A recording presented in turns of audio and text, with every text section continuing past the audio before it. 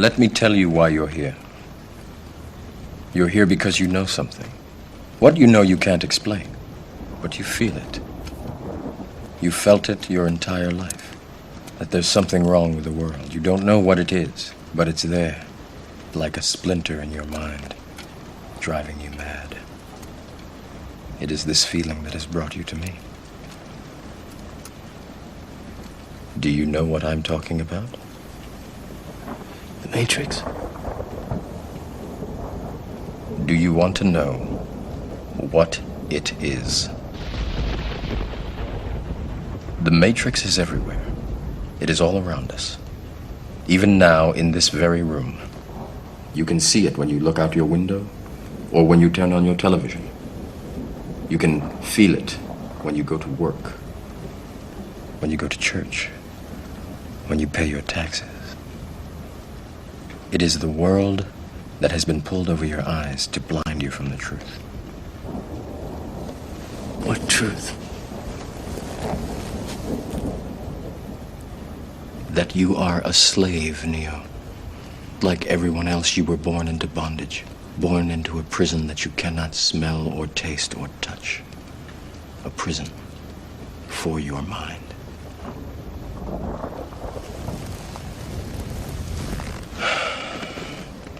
Unfortunately, no one can be told what the Matrix is. You have to see it for yourself.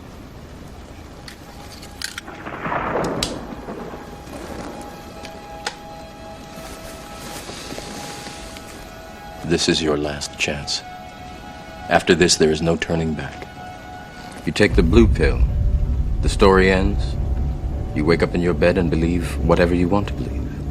You take the red pill, you stay in Wonderland, and I show you how deep the rabbit hole goes.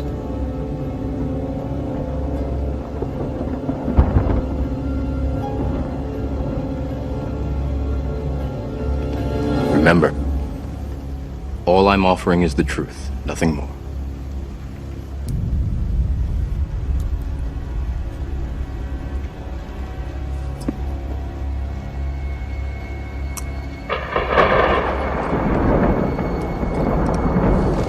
Follow me.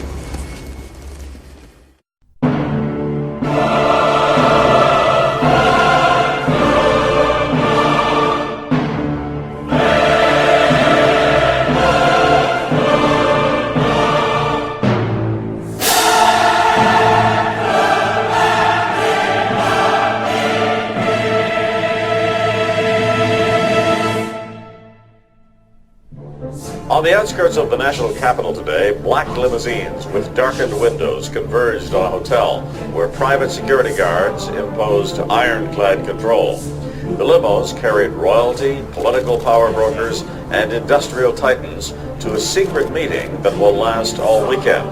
It's known as the Bilderberg Group. Could their objective be world domination?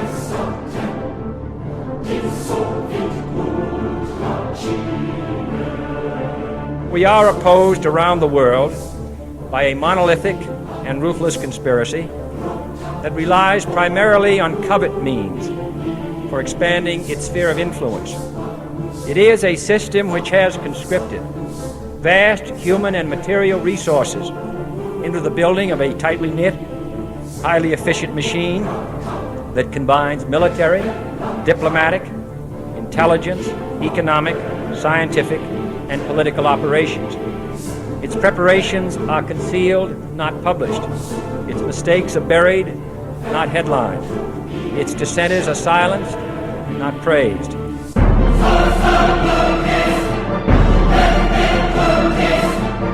Out of these troubled times, our fifth objective, a new world order, can emerge, a new era.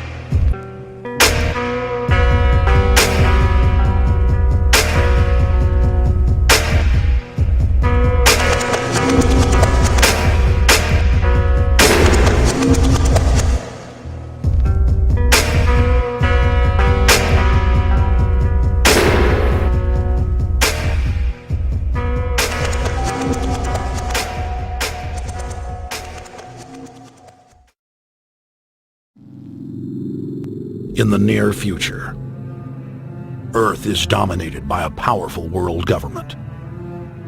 Once free nations are slaves to the will of a tiny elite. The dawn of a new dark age is upon mankind. Countries are a thing of the past. Every form of independence is under attack, with the family and even the individual itself nearing extinction. Close to 80% of the Earth's population has been eliminated. The remnants of a once free humanity are forced to live within highly controlled, compact, prison-like cities. Travel is highly restricted. Superhighways connect the megacities and keep the population from entering into unauthorized zones. No human activity is private. AI supercomputers chronicle and categorize every action. A prison planet dominated by a ruthless gang of control freaks, whose power can never be challenged. This is the vision of the global elite, their goal. A program of total dehumanization, where the science of tyranny is law. A worldwide control grid, designed to ensure the overlord's monopoly of power forever.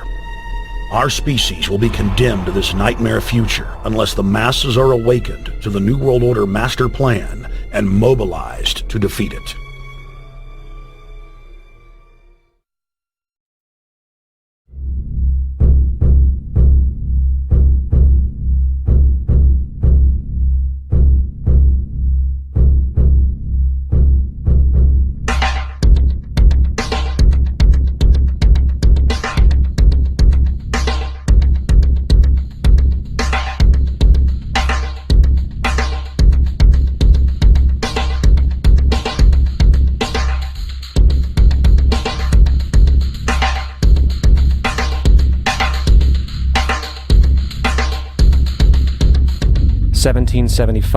The American Revolutionary War began as the American colonies sought to detach from England and its oppressive monarchy. Though many reasons are cited for the revolution, one in particular sticks out as the prime cause: that King George III of England outlawed the interest-free, independent currency the colonies were producing and using for themselves, in turn forcing them to borrow money from the Central Bank of England at interest, immediately putting the colonies into debt. And, as Benjamin Franklin later wrote, the refusal of King George III to allow the colonies to operate an honest money system which freed the ordinary man from the clutches of the money manipulators was probably the prime cause of the revolution. In 1783, America won its independence from England. However, its battle against the central bank concept and the corrupt, greed-filled men associated with it had just begun. So what is a central bank? A central bank is an institution that produces the currency of an entire nation.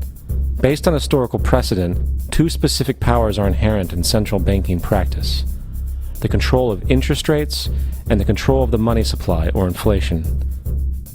The central bank does not simply supply a government's economy with money, it loans it to them at interest. Then, through the use of increasing and decreasing the supply of money, the central bank regulates the value of the currency being issued.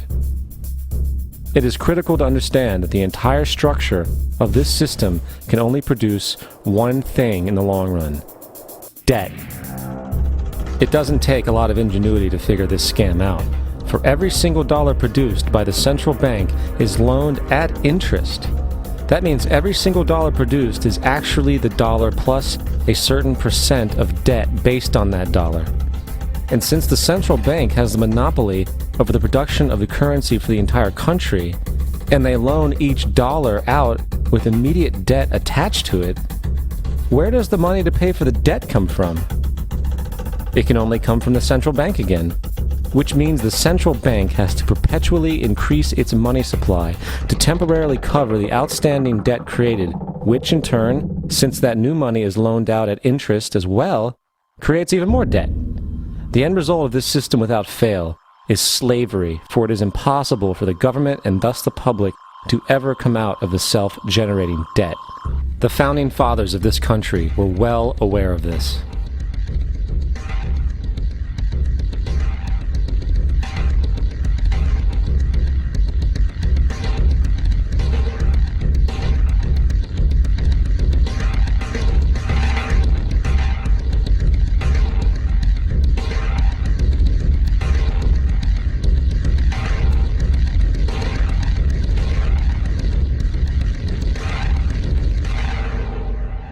By the early 20th century, the U.S. had already implemented and removed a few central banking systems, which were swindled into place by ruthless banking interests.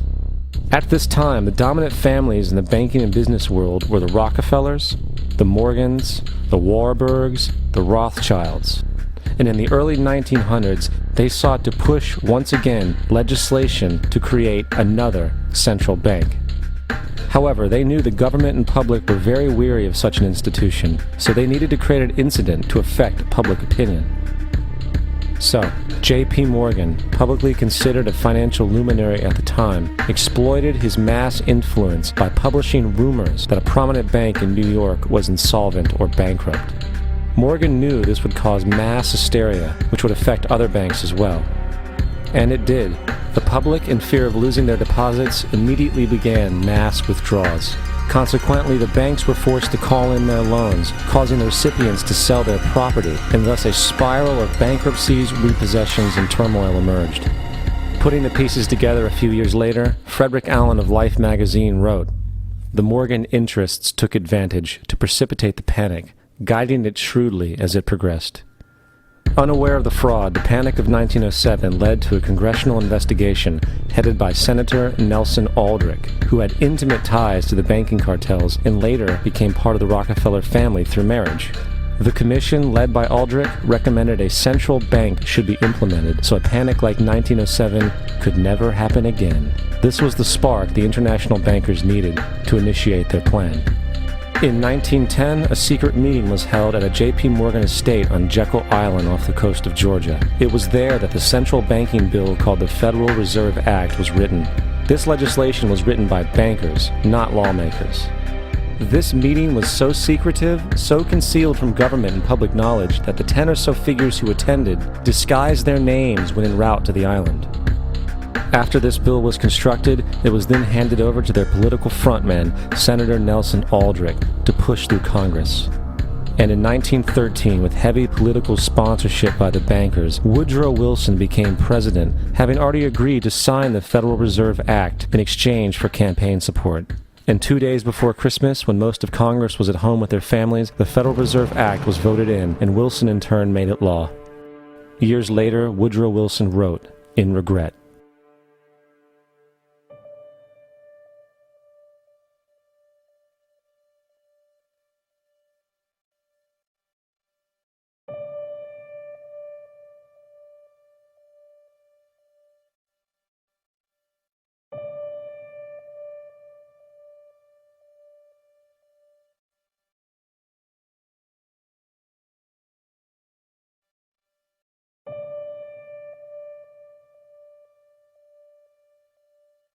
Congressman Louis McFadden also expressed the truth after the passage of the bill.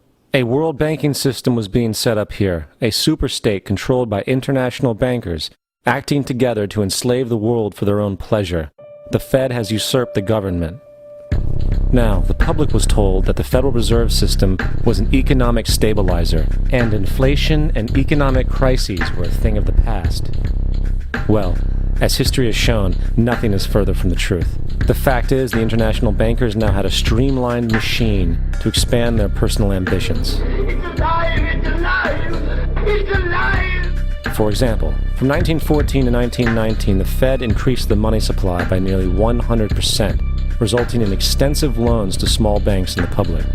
Then, in 1920, the Fed called in mass percentages of the outstanding money supply, thus resulting in the supporting banks having to call in huge numbers of loans, and, just like 1907, bank runs, bankruptcy, and collapse occurred.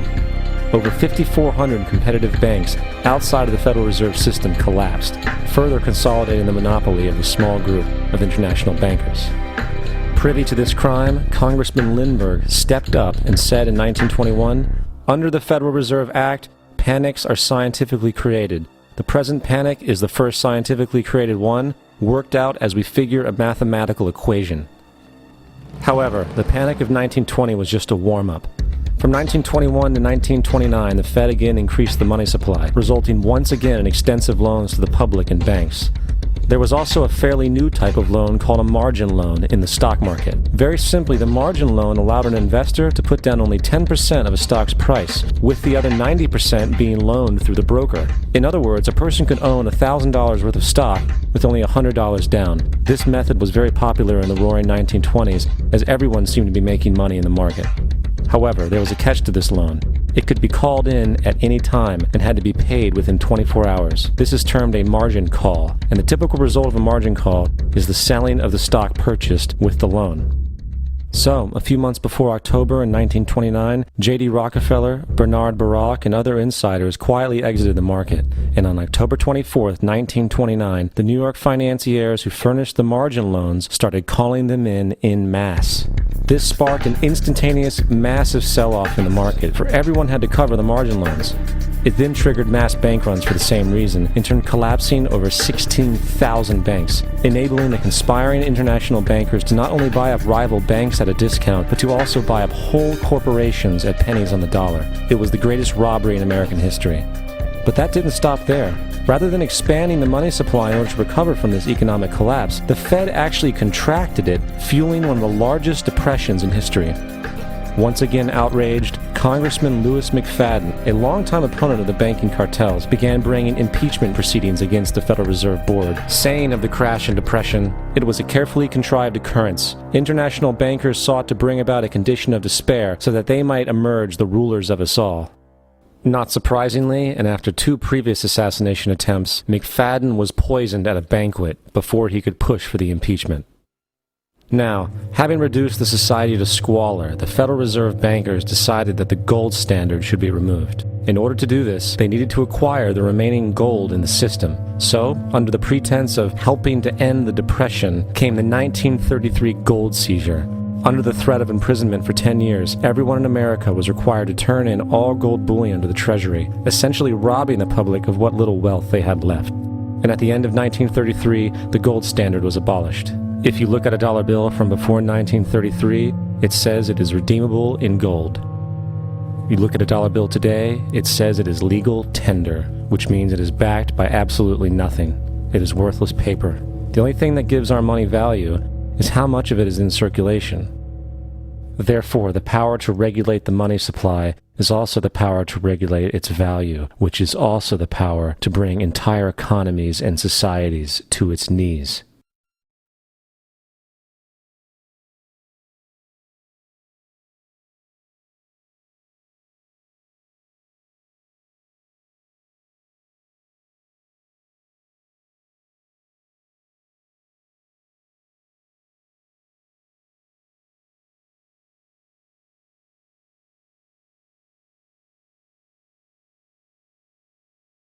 They create money out of nothing. What a scam. They have so much money, they don't care about money. All they care about is power. All they care about is being able to control the political situation so it goes their way. After a man has far more money than he possibly can spend for pleasures, what is left to excite him? For those with the ruling class mentality, the answer is power, raw power over other human beings. Money can buy such power only to a point. Beyond that, politics is the sport, and world politics is the ultimate game.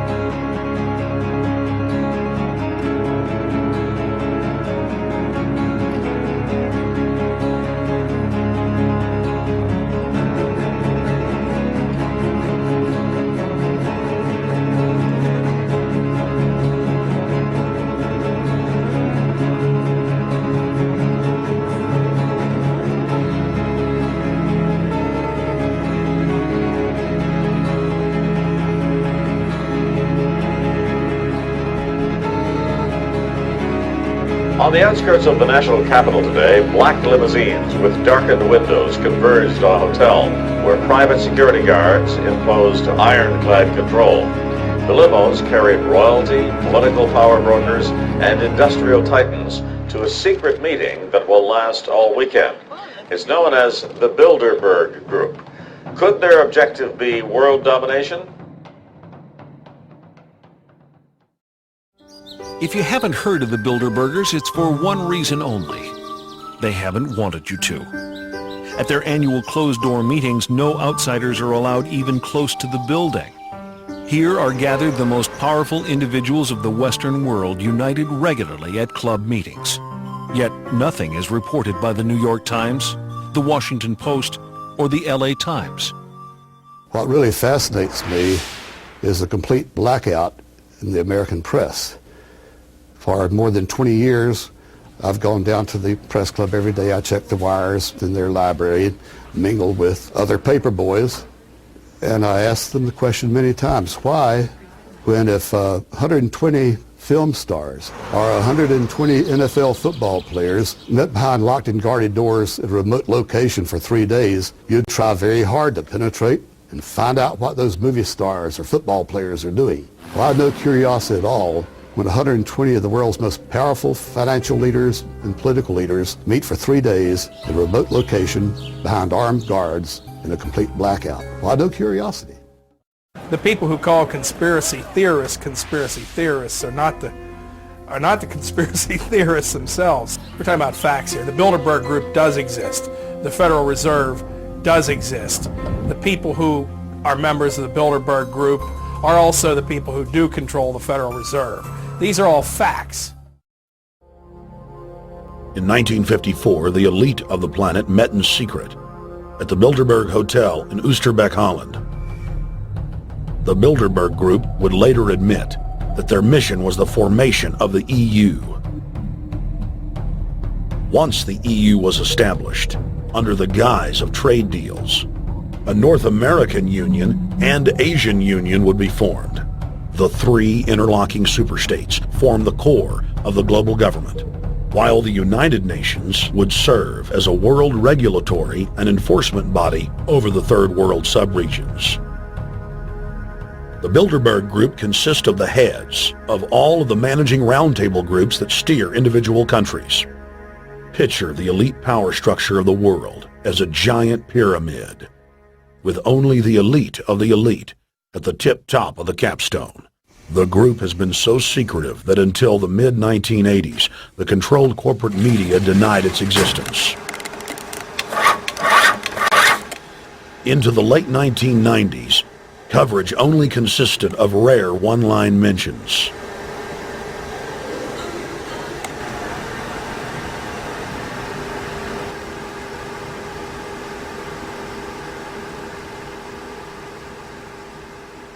With the rise of the alternative media, their stranglehold on information has begun to slip. What we do hear coming out of those meetings is incredible about the plans of the New World Order to consolidate power. Political power and economic power coming together at the highest level. But what I call the lapdog media, the control media in this country, you would think that they would be going to court, crying freedom of information, open meetings, sunshine law, and all of these things, but the silence is deafening. Why is it the major media would deny this? Let's look at the ownership of the major media. Let's look at the roster of, say, the Bilderberg meeting. Katharine Graham owns the Washington Post. Katharine Graham has been to the Bilderbergers. Conrad Black, one of the largest media barons in Canada and Europe, has not only been to these meetings, but he has hosted the meeting just a few years ago. Every year they meet in secret, and there is an absolute news blackout. There is never anything reported in any of those papers. David Rockefeller himself thanked the media for keeping this all hushed up.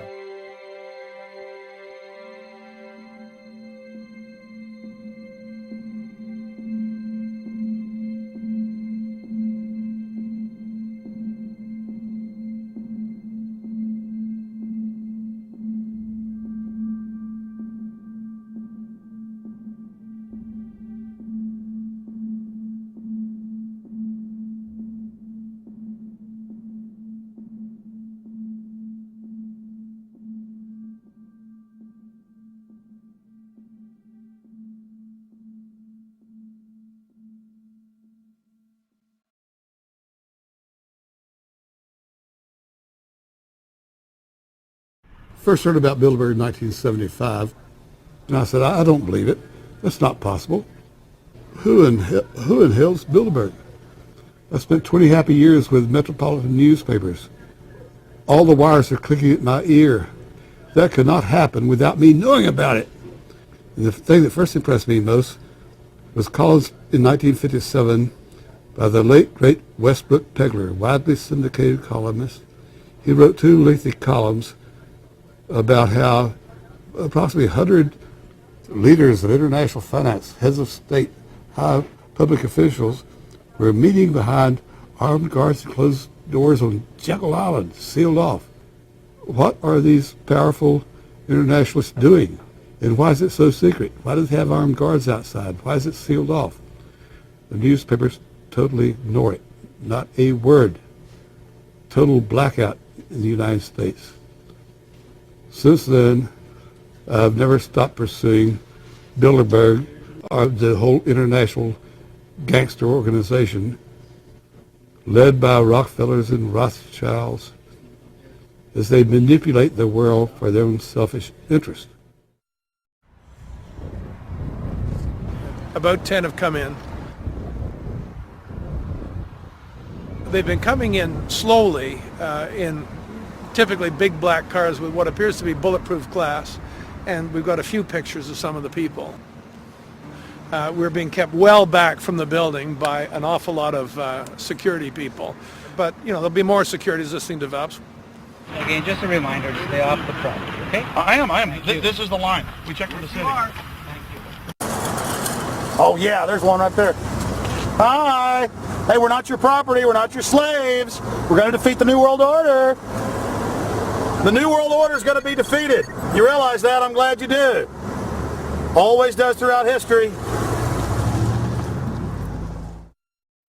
Now, I think what is very difficult for most people to understand is how such a small group of 125 men and a few women control a population base of 6 billion people. Actually, it's much easier than you think. These people work on what I call systemic methodology, meaning that you take a pie, just imagine you take an apple pie and you slice this apple pie into lots of very small pieces, and you put in front of each one of these pieces your men or women of trust. And by controlling this individual, you control an entire organization. For example, if you take Paul Wolfowitz, who runs the World Bank, through him you can control the entire organization. You don't need to control what the dishwasher or the toilet cleaner thinks or does or believes in. You just need to control what he does and what he believes in, and what he does will permeate the entire organization. And that's how you control, with very, very small power base, an entire global population of 6 billion people. Bilderberg is making great progress toward a world government. They have created a superstate in Europe called the European Union. They're intent on creating a Western Hemisphere Union called the American Union. NAFTA is to be expanded into every country in this hemisphere. As NAFTA expands, it will take on the role of the American Union. And only an educated, informed public can stop them in their tracks. In 2005, an arrangement between Canada, Mexico, and the United States was made. This arrangement, unannounced to the public, unregulated by Congress, merges the United States, Mexico, and Canada into one entity, erasing all borders. It's called the North American Union, and you might want to ask yourself why you've never heard of this. In fact, there is only one mainstream reporter who has actually heard of and has had the courage to cover this issue. The Bush administration's open borders policy and its decision to ignore the enforcement of this country's immigration laws is part of a broader agenda. President Bush signed a formal agreement that will end the United States as we know it, and he took the step without approval from either the U.S. Congress or the people of the United States. It's a deal that few have even heard of. It's being done again by very few people at the very top on behalf of the investment class, but the working class of people, political officials across our country, from communities, from cities and so forth, they don't know anything about this. This isn't some trade agreement. It is a total removal of sovereignty from these countries, which will also result in a completely new currency called the Amero. Fall. Apart from that, I think one thing people who are dollar-based need to focus on is the Amero. That's the one thing that nobody's talking about that I think is going to have a big impact on everybody's life in Canada, the U.S., and Mexico. The Amero is the proposed new currency for the North American community, which is being developed right now between Canada, the U.S., and Mexico to make a borderless community, much like the EU, and the dollar, Canadian dollar, U.S. dollar, and the Mexican peso replaced by the Amero. By default of this agreement, the American Constitution will eventually be obsolete. You would think that a situation like this would be on the cover of every major newspaper. That is until you realize that the people who are behind this movement are the same people behind the mainstream media, and you are not told what you're not supposed to know. The North American Union is the same concept as the European Union, the African Union, and the soon-to-be Asian Union, and the same people are behind all of them. And, when the time is right, the North American Union, the European Union, the African Union, and the Asian Union will be merged together, forming the final stages of a plan these men have been working on for over 60 years. A one-world government.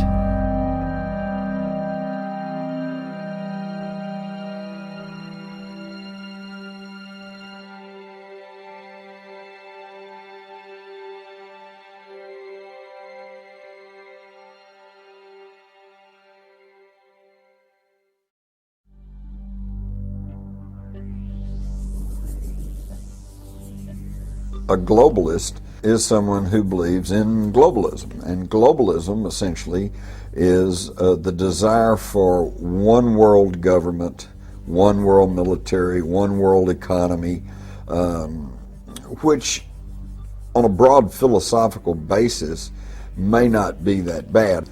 But the problem is that we are being pushed into globalism by secrecy and by deceit. And nobody's getting a chance to actually consider the ramifications or consider the methodology that's being used to push us into this globalization.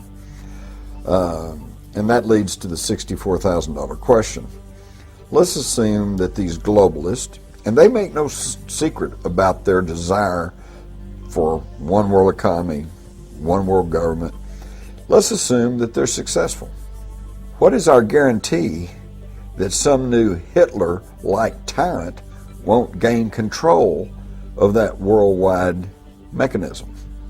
The driving force behind globalism is just plain old socialism. Because if they want to control every person in the world, if they're going to take care of you from cradle to grave, if they're going to take care of the education system, they're going to take care of the health system, all of that requires central administration.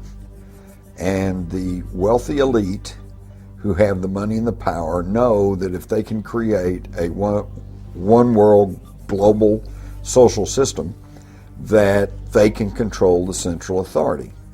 In other words, world control, world domination, one of the oldest desires in the history of the world, going all the way back to Alexander the Great. The way that this can be done with a very few people, at the peak, that is because if you look at every organization today, be it a university, a school, a government, a secret society, anything, a multinational company, business of any kind, they're structured as a pyramid, which works like this. In any organization, you've got a very, very few people at the peak of the pyramid. That very few people know exactly what that organization's about, what its real agenda is, what it's really trying to achieve. The further you come down from that peak in any organization, you're meeting more and more and more people who know less and less and less and less about what the organization's really about. They only know their part. The CIA call this compartmentalization, keeping from everyone else in the pyramid how what they're doing in apparent innocence links in with what other people are doing in apparent innocence to produce a very sinister pattern. The Freemasons are a classic example of this. When you say that the Freemason secret society is involved, people think that you must be saying that every Freemason wants to manipulate the world to global dictatorship. Utterly ridiculous. Of course they don't. But if you look at the Freemason structure, the vast overwhelming majority of Freemasons in the world they never get higher than the bottom 3 levels of degree, the overwhelming majority. But in the Scottish Rite of Freemasonry, which pervades much of world politics, particularly in America and other areas, there's another 30 degrees above that, to the 33rd degree, which the vast majority of Freemasons never get near. And there's another 13 levels not officially accepted to exist, which some people call Illuminati degrees, which at that level, the Freemason secret society is in a different universe to the part where the vast majority of Freemasons exist, right down here. Compartmentalization. This is how it works. So every one of these institutions that control the direction of the world and our daily lives is a pyramid. The banking system is a pyramid. You go into the local bank, the person you meet across the counter won't even know what's going on in the bank manager's office behind them, let alone what's going on at board level and higher. So the banking system is a pyramid going to a peak. The intelligence agency network in the world is a pyramid going to a peak. The multinational company network is a pyramid. So is the global media, and so on. And there is a global pyramid within which all these work, in which the peaks of all these individual pyramids, banking, business, media, etc., fuse into one peak. And up there, it's speculated by many people, there perhaps may be no more than 13 families, 13 people at the peak, pervading down through these different levels the same basic policy, which is pushing the world towards more and more centralization of power. There is this like cozy little myth that is perpetuated between politicians and the media. Politicians walk the world stage as if they are the final arbiters of power in the world. So when a president speaks, the cameras run and it's flashed around the world, prime ministers and such like. The media report the world as if presidents and prime ministers are the final arbiters and decision makers in the world, which means that the people above the level of presidents and prime ministers that really make the decisions, they're never looked at or exposed by the mainstream media because they're not accepted to exist.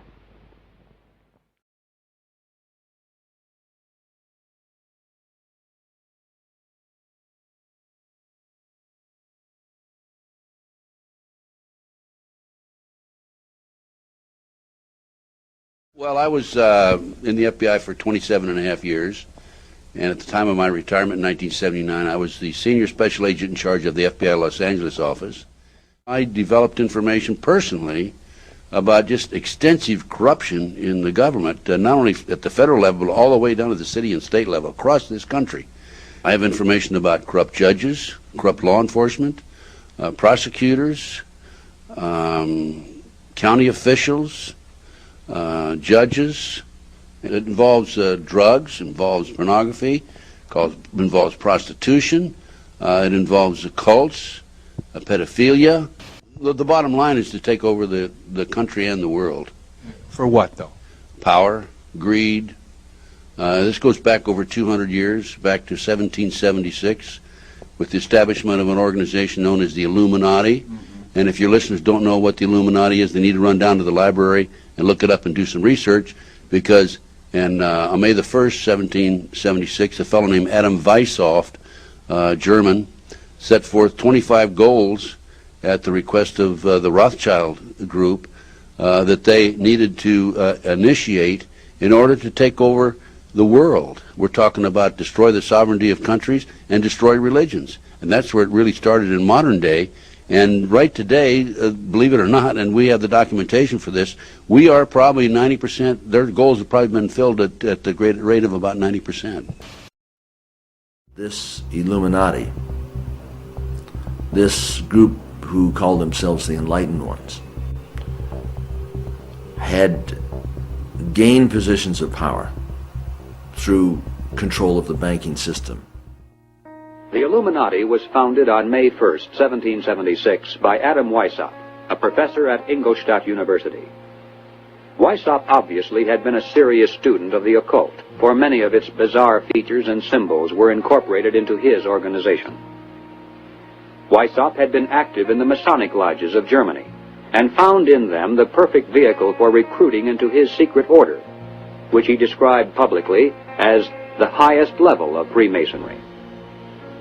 The Illuminati was formally incorporated into the Masonic lodges at the Congress of Wilhelmsbad in 1780. There were 8 conspiratorial rings within rings, advancing from the outermost novice inward to Rex, or king. The king, of course, was Weishaupt himself, who had adopted the code name Spartacus.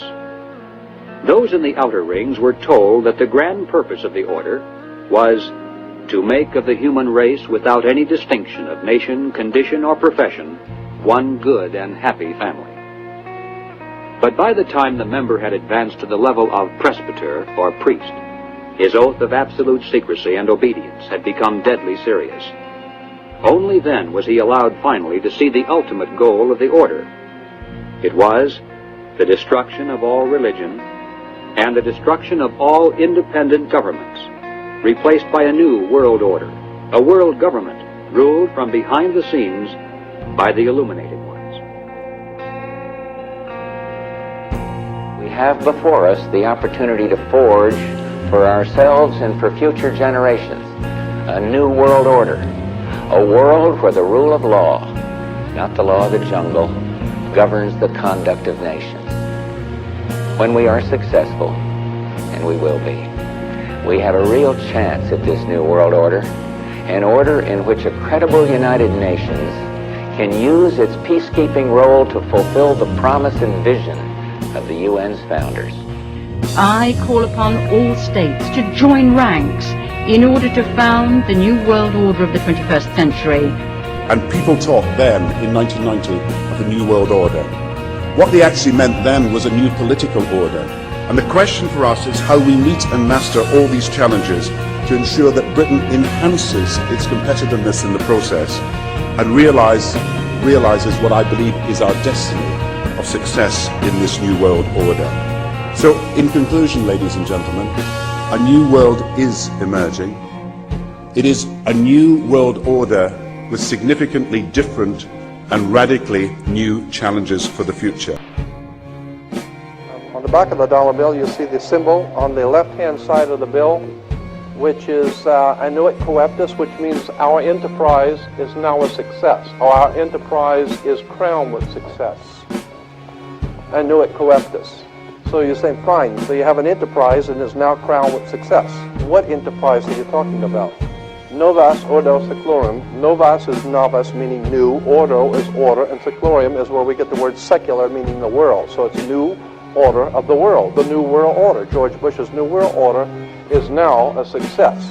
Bill, you've heard an awful lot of dramatic speeches and seen dramatic moments in times of great gravity for the nation. How would you assess this evening? This was a stirring address, in my view. Shorter than his father's speech when he announced the New World Order. Shorter than his father's speech when he announced the New World Order.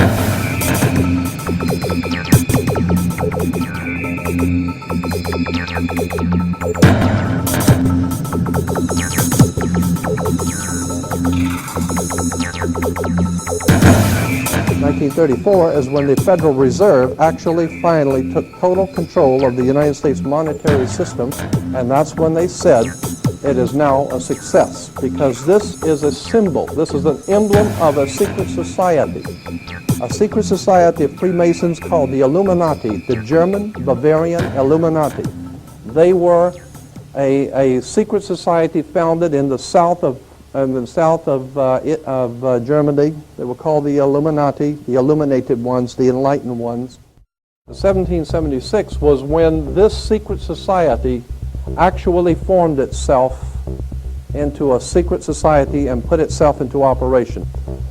They were the basis for what we call today in our country the Bavarian Illuminati was the basis for what we call today the Colombian faction. The Colombian faction of the Illuminati came here right after this government was formed, and that's where we get today this Columbia Space Shuttle, Columbia Movies, Columbia Television, Columbia Records, everything, Columbia University. As a matter of fact, Columbia TV, Columbia Broadcasting System, CBS. What is the symbol for CBS? It's the all-seeing eye. And that's why our government is in the District of Columbia, because these guys own our government. They print our money, and they own not only the government, but they own you. You are their property. So in other words, these guys print the money, they run the country, and they own you, and they own everything around it. And so they make the laws, and that's why they can decide who can kill who, and who can get away with who, and who can get away with whatever, because they make the laws and they decide, all right? As I said to you before, there are 13 layers in this pyramid. There are 13 letters in Enoch Coeptus, but 13 is a very important number to this secret society. There are 13 stripes, there are 13 stars here, which make up the Star of David. The 13 berries, there are 13 leaves, 13 arrows. There are 32 feathers here and 33 feathers there.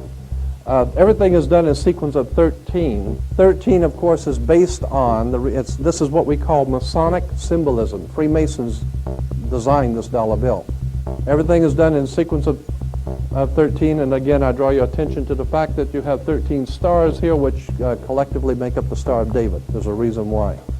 On the $1 bill at the top, you'll see this little image right here.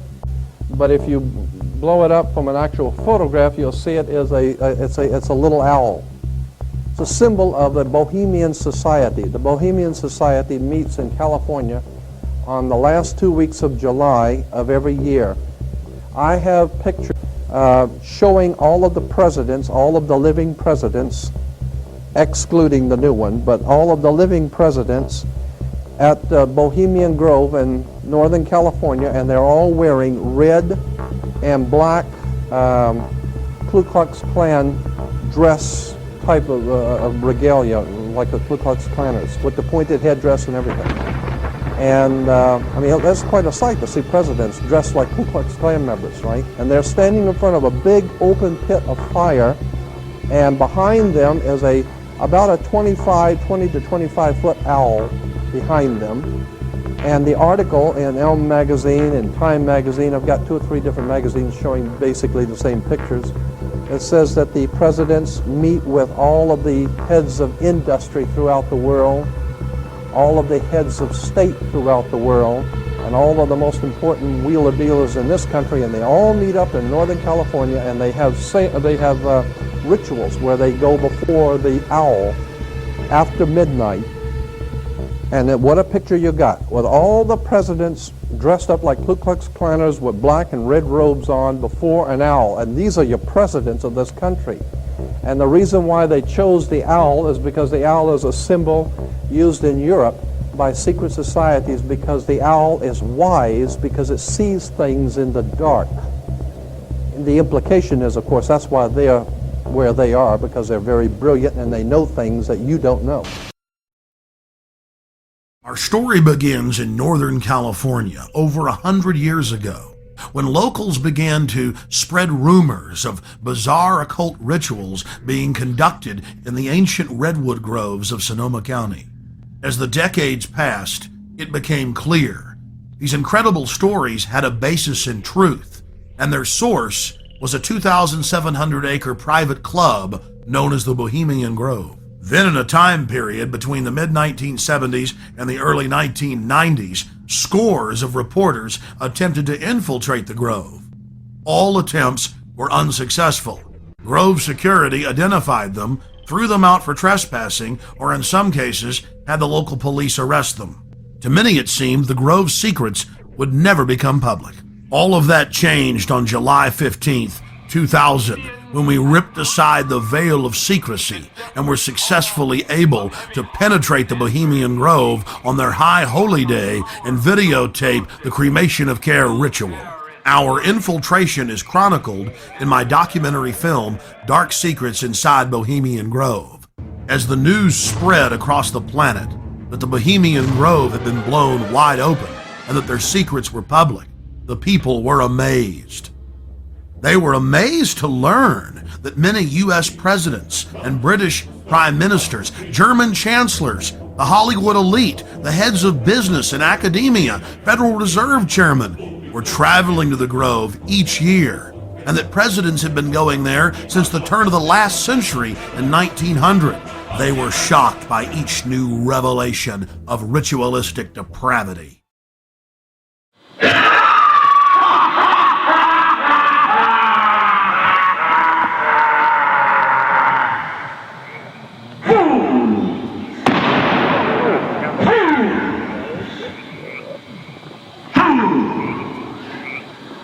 When will you learn? Wow. Prince of all mortal wisdom, owl of Bohemia, we beseech thee, grant us thy counsel.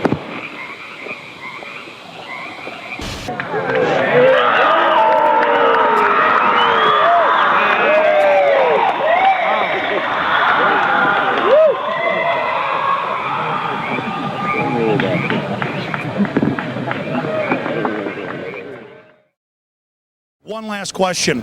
I read a Washington Times article many years ago where you had a comment about the organization, and then now it's been in the Wall Street Journal, it's been in a lot of different newspapers, and that's the Bohemian Grove.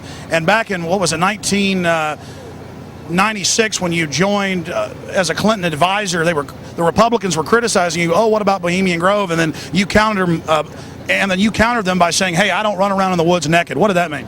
Here is the before-mentioned Washington Times article where he said, I didn't run around naked like they do. I don't know what quote you're referring to. I'm not aware of any quote like that. Listen, I am a happy member of the Bohemian Grove. I like the folks who come there, and it's really inappropriate for me to talk about the group beyond that. Thank you. Have you been there for the ceremony with the cremation of care?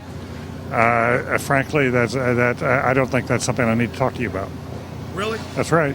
Well, I'm Alex Jones, and I snuck in there in 2000. I'm the guy that blew it wide open and got the video. It's been on national TV. Well, I disrespect you for that. You do? I do. But it's a lot of big public officials going in there. Don't we deserve to know? You took I don't know anything about you, and I don't know anything about your film. But if you go in there with an understanding, you violated that understanding by releasing that film, and I don't respect you for that. Really? But we have public officials I'm sorry, you took an understanding when you went in there that you would not do that film. And did you have an understanding when you went in there? No. Did you crash it? Yes. Yeah, and it has no trespassing signs there too, doesn't it? No, they put them up after. Oh, I'm sorry. I just walked in. I'm sorry, sir. I've been there before. I know what the circumstances are, and I'm sorry you violated the understandings. That was not a gentlemanly thing to do. But what about the ritual? Is the ritual gentlemanly?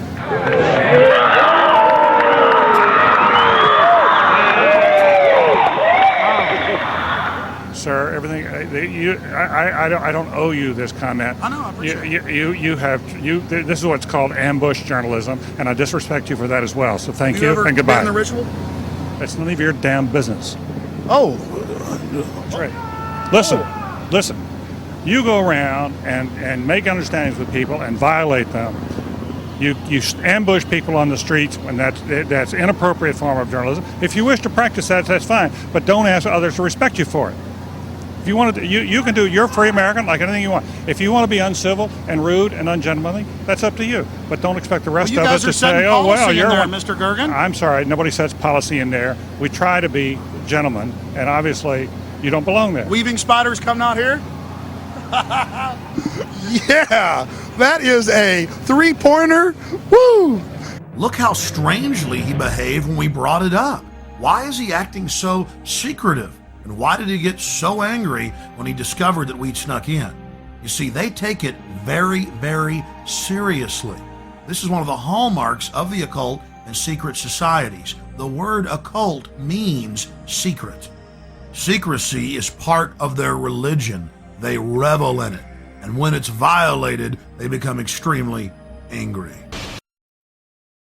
Our social lives, going to the football game or the PTA, a little bit different than your average world leader or corporation chief. No, in their spare time, they worship Moloch and do mock human sacrifices. We just need to get used to that and accept them as our leaders. Think about it. If your neighbor was engaging in mock human sacrifices to Moloch, the demon idol that was worshipped all over the Mediterranean and the Middle East, would you let that neighbor walk your dog or house sit, or how about babysit your children, or be in control of the nuclear launch codes? Well, let me give you a revelation. They are in control of the national deficit, of Congress, of your bank account, of your local police department, and they see you as cattle, as their slaves.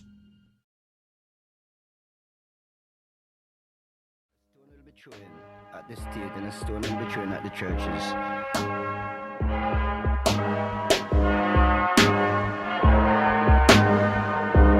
Witnessed some kind of secondary follow-up explosion. 10 o'clock Eastern Time this morning, just collapsing on itself.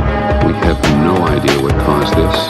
Right now, police have to determine is whether that explosion was caused from the initial impact of the plane or whether it was something that was exploded on the ground. Generally speaking, for a building to collapse in on itself like that, it would seem to indicate that there could have been an explosion, a bomb planted on the ground that would make the building collapse within itself. If you wish to bring anybody who's ever watched a building being demolished on purpose knows that if you're going to do this, you have to get at the under infrastructure of a building and bring it down.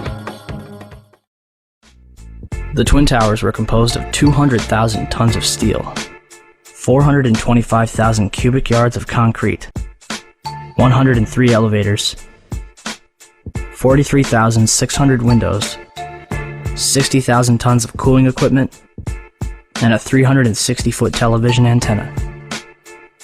The core of each tower was 87 by 133 feet, comprised of 47 box columns 36 by 16 inches thick. Were the Twin Towers brought down as a result of the airplanes that struck them and the fires that followed? Or were they brought down in a controlled demolition? Where would people get an idea like that? Pancake theory, according to which the fires, while not melting the steel, heated it up sufficiently to cause the floors weakened by the airplane strikes to break loose from the steel columns, and this started a chain reaction. So you would expect then from that theory, which is the official theory, to see a whole stack of floors piled up on top of each other and then a spindle of core columns standing too. The core of each of the Twin Towers consisted of 47 massive steel columns. If the floors had broken loose from them, these columns would have still been sticking up into the air 1,000 feet. The plane did not cut all those core columns. We designed the buildings to take the impact of the Boeing 707 hitting the building at any location. The building probably could sustain multiple impacts of jetliners. That the plane flew straight into the building. Through him, right. So you're saying that the building was actually designed to cope with a hole like that and still survive? Yeah, it was. If you had dropped, say, a billiard ball from the top of the World Trade Center, 110 floors up there, it would have taken 8 to 10 seconds to hit the ground, encountering no resistance whatsoever. The Twin Towers came down in nearly free fall speed. 200,000 tons of steel shatters and explodes outwards over 500 feet. This means that floors shattered at an average rate of about 10 floors per second. There is no scenario for a pancake effect of buildings falling that allows them to fall at the rate of free fall. Now what can do that? What can move mass out of the way? Explosives.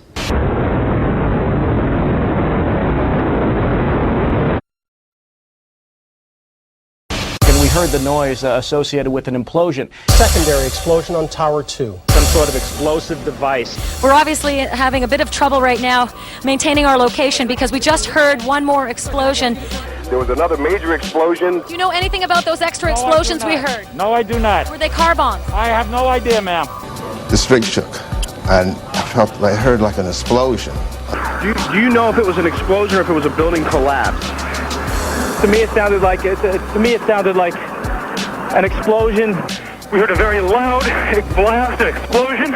They were taking photographs and securing this area just prior to that huge explosion that we all heard and felt. Not clear now is why this explosion took place. When there was some sort of collapse or explosion, from street level, as though it had exploded up, a giant rolling ball of flame, and the firefighters screamed, "Run!" There was this blast of warm air. It wasn't hot. It was warm. And it picked me up and threw me up against the wall of the building that was... You were picked up off the ground. Physically picked up off the ground. I remember an explosion. At that point, I got knocked out. I don't remember anything. Then I got up, and I looked out the window because the windows exploded, and the street below caved in. And at that point, there was like fireballs coming up. An hour later than that, we had that big explosion from much, much lower. I don't know what on earth caused that. About 15 minutes after they made their entry, we heard a boom. I don't know if that was the infrastructure that was going or another explosion.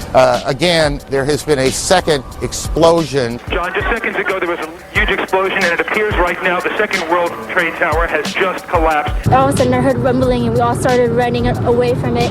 The glass like blew out and threw me onto the sidewalk, and I couldn't see for like 20 seconds. It was like holy hell coming down them stairs. And then when we finally got to the bottom, they were coming out on a mezzanine level there. And then another explosion came right from it, just everyone flying. We stuck on the stairs for a while. We finally got down to the lobby. Then we get to the lobby, it was this big explosion. So I was real lucky. I don't know what happened to the people behind me when that blast occurred. And was actually on the 78th floor of the second tower, and was evacuating the tower, and experienced all these explosions and made his way back down.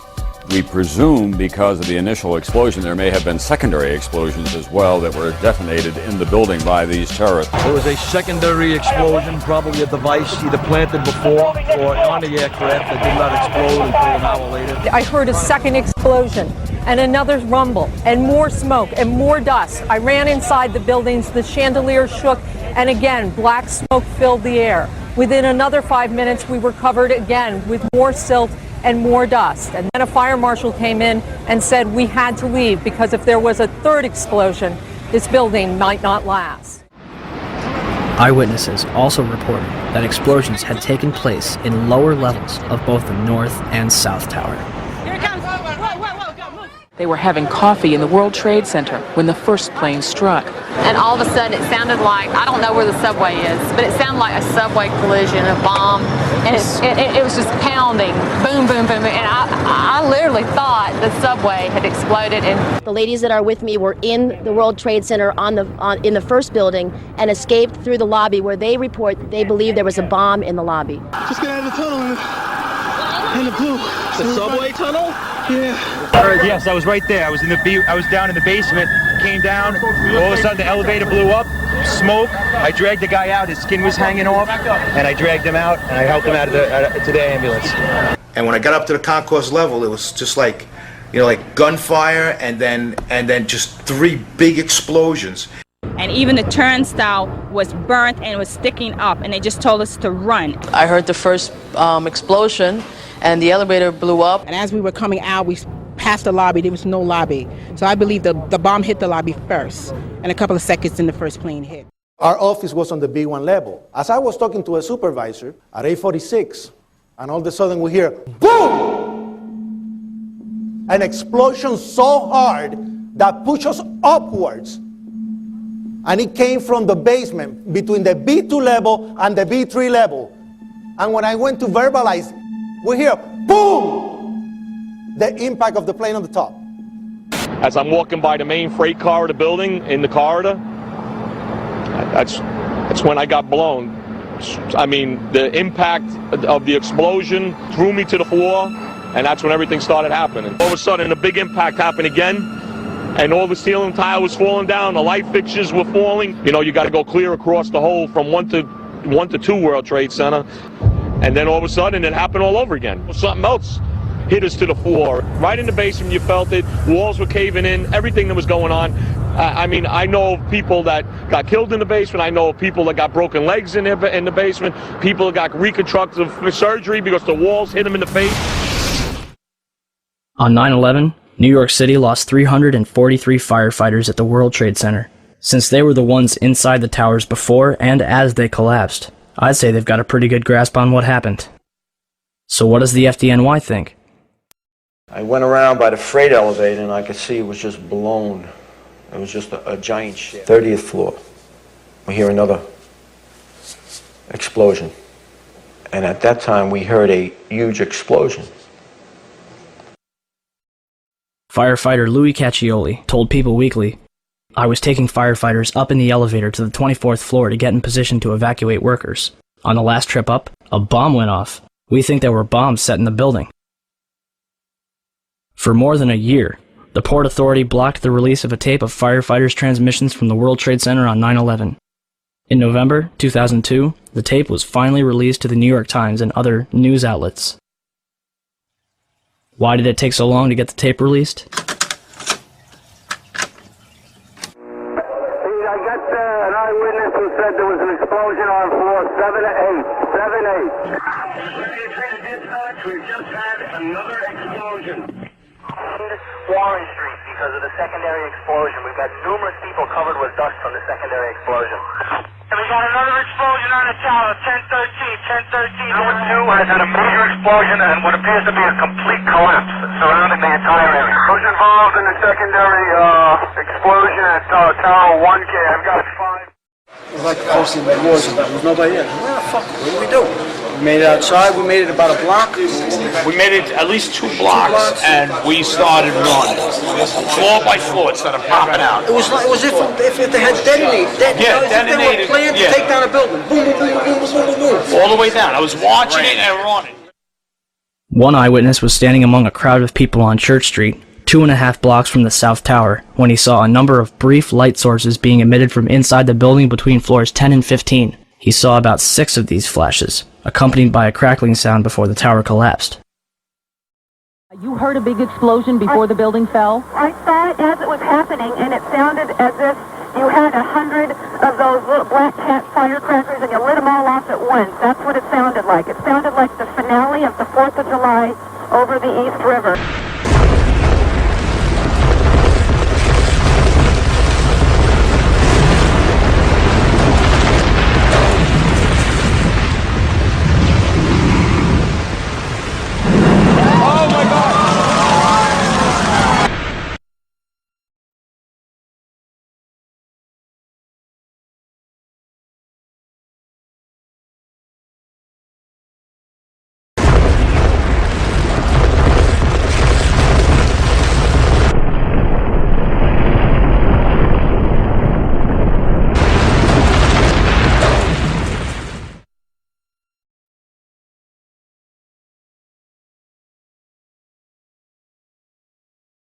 Yeah, here's one of the guys who can tell you I'm okay, all right?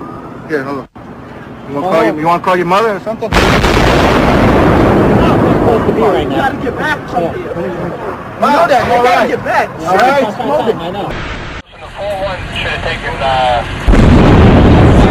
couple of companies that they were leaving back to us that were stuck in the tunnel.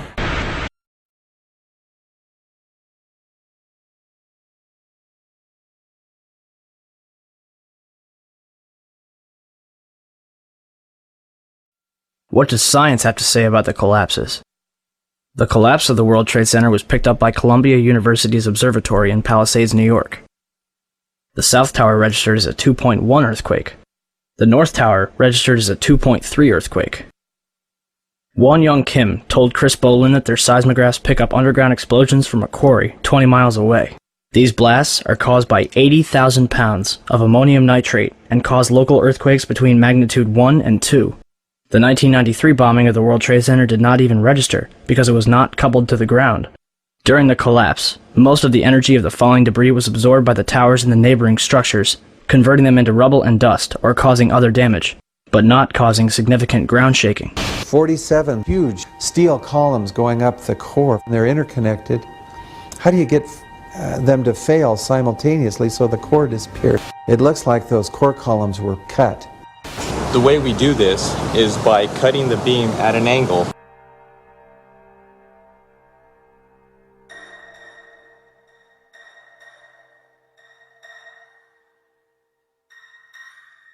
And our conclusion is that the building should not have fallen that rapidly if indeed fire caused the collapse. And in fact, there's one mechanical engineer, Gordon Ross, in the Journal of 911 Studies, who's done a thorough analysis based on conservation momentum.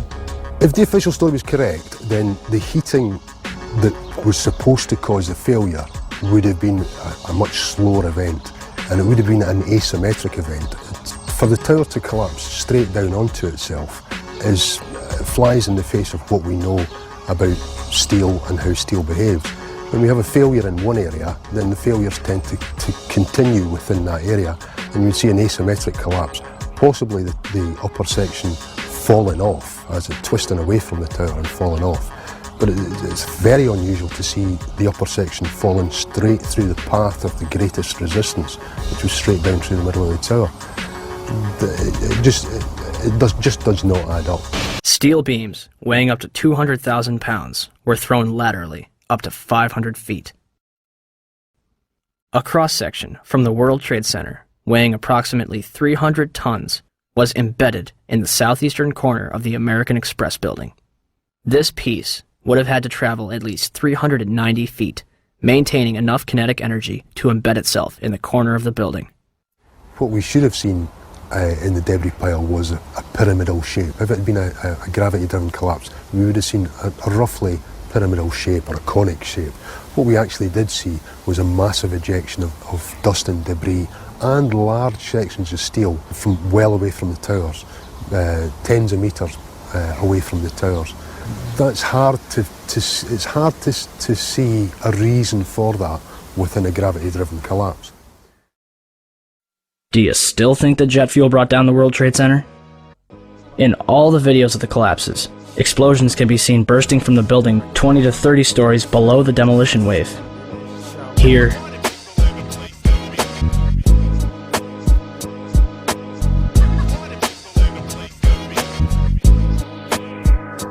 here,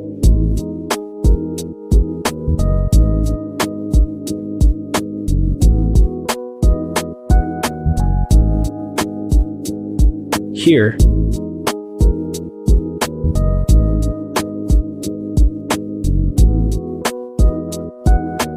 here,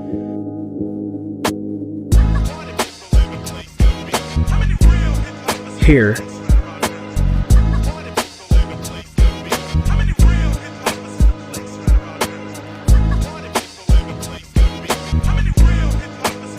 and here.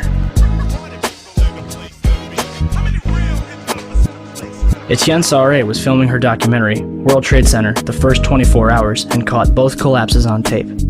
Watch carefully.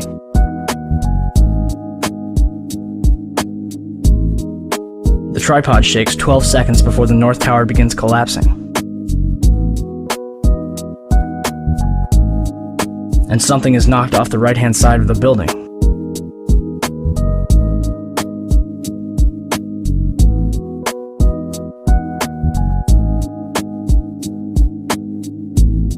You're probably asking, if there were bombs in the building, how would they get in there without anyone noticing?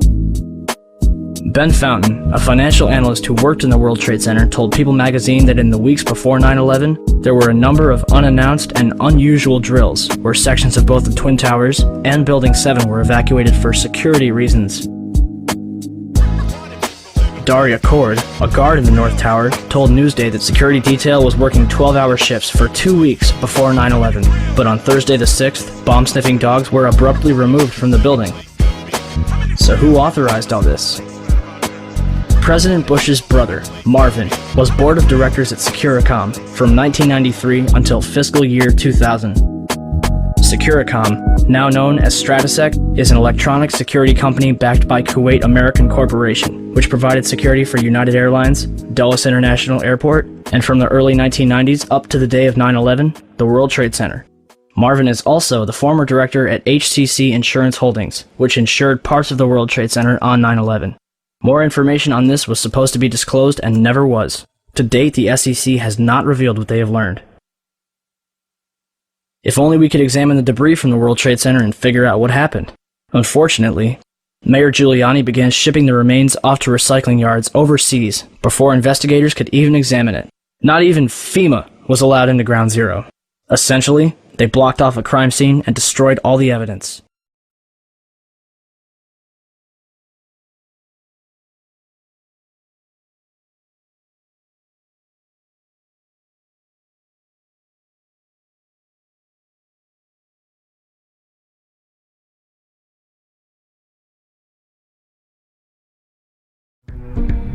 Since the inception of the Federal Reserve in 1913, a number of large and small wars have commenced. The three most pronounced were World War I, World War II, and Vietnam. World War I. In 1914, European wars broke out centered around England and Germany. The American public wanted nothing to do with the war. In turn, President Woodrow Wilson publicly declared neutrality. However, under the surface, the U.S. administration was looking for any excuse it could find to enter it. In a noted observation by Secretary of State William Jennings, the large banking interests were deeply interested in the World War because of the wide opportunities for large profits. It's important to understand that the most lucrative thing that can happen for the international bankers is war, for it forces the country to borrow even more money from the Federal Reserve Bank at interest. Woodrow Wilson's top advisor and mentor was Colonel Edward House, a man with intimate connections with the international bankers who wanted in the war. In a documented conversation between Colonel House, Wilson's advisor, and Sir Edward Grey, the Foreign Secretary of England, regarding how to get America into the war, Grey inquired, "What will Americans do if Germans sink an ocean liner with American passengers on board?" House responded, "I believe that a flame of indignation would sweep the United States, and that by itself would be sufficient to carry us into war." So, on May 7, 1915, on essentially the suggestion of Sir Edward Grey, a ship called the Lusitania was deliberately sent into German-controlled waters where German military vessels were known to be. And, as expected, German U-boats torpedoed the ship, exploding stored ammunition, killing 1,200 people. To further understand the deliberate nature of this setup, the German embassy actually put advertisements in the New York Times telling people that if they boarded the Lusitania, they did so at their own risk, as such a ship sailing from America to England through the war zone would be liable to destruction. In turn, and as anticipated, the sinking of the Lusitania caused a wave of anger among the American population, and America entered the war a short time after. The First World War caused 323,000 American deaths. J.D. Rockefeller made $200 million off of it. Not to mention the war cost about $30 billion for America, most of which was borrowed from the Federal Reserve Bank at interest, furthering the profits of the international bankers. World War II. On December 7, 1941, Japan attacked the American fleet at Pearl Harbor, triggering our entry into that war. President Franklin D. Roosevelt declared the attack was a day that will live in infamy.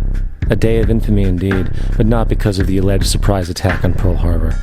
After 60 years of surfacing information, it is clear that not only was the attack on Pearl Harbor known weeks in advance, it was outright wanted and provoked. Roosevelt, whose family had been New York bankers since the 18th century, whose uncle Frederick was on the original Federal Reserve Board, was very sympathetic to the interests of the international bankers, and the interest was to enter the war, as we've seen, nothing is more profitable for international bankers than war. In a journal entry by Roosevelt's Secretary of War Henry Stimson, dated November 25, 1941, he documented a conversation he had with Roosevelt. The question was, how should we maneuver them into firing the first shot? It was desirable to make sure the Japanese be the ones to do this, so that there should remain no doubt as to who were the aggressors. In the months leading up to the attack on Pearl Harbor, Roosevelt had done almost everything in his power to anger the Japanese, showing a posture of aggression. He halted all of Japan's imports of American petroleum. He froze all the Japanese assets in the United States. He made public loans to nationalist China and supplied military aid to the British, both enemies of Japan in the war, which, by the way, is completely in violation of international war rules. And on December 4th, 3 days before the attack, Australian intelligence told Roosevelt about a Japanese task force moving towards Pearl Harbor. Roosevelt ignored it.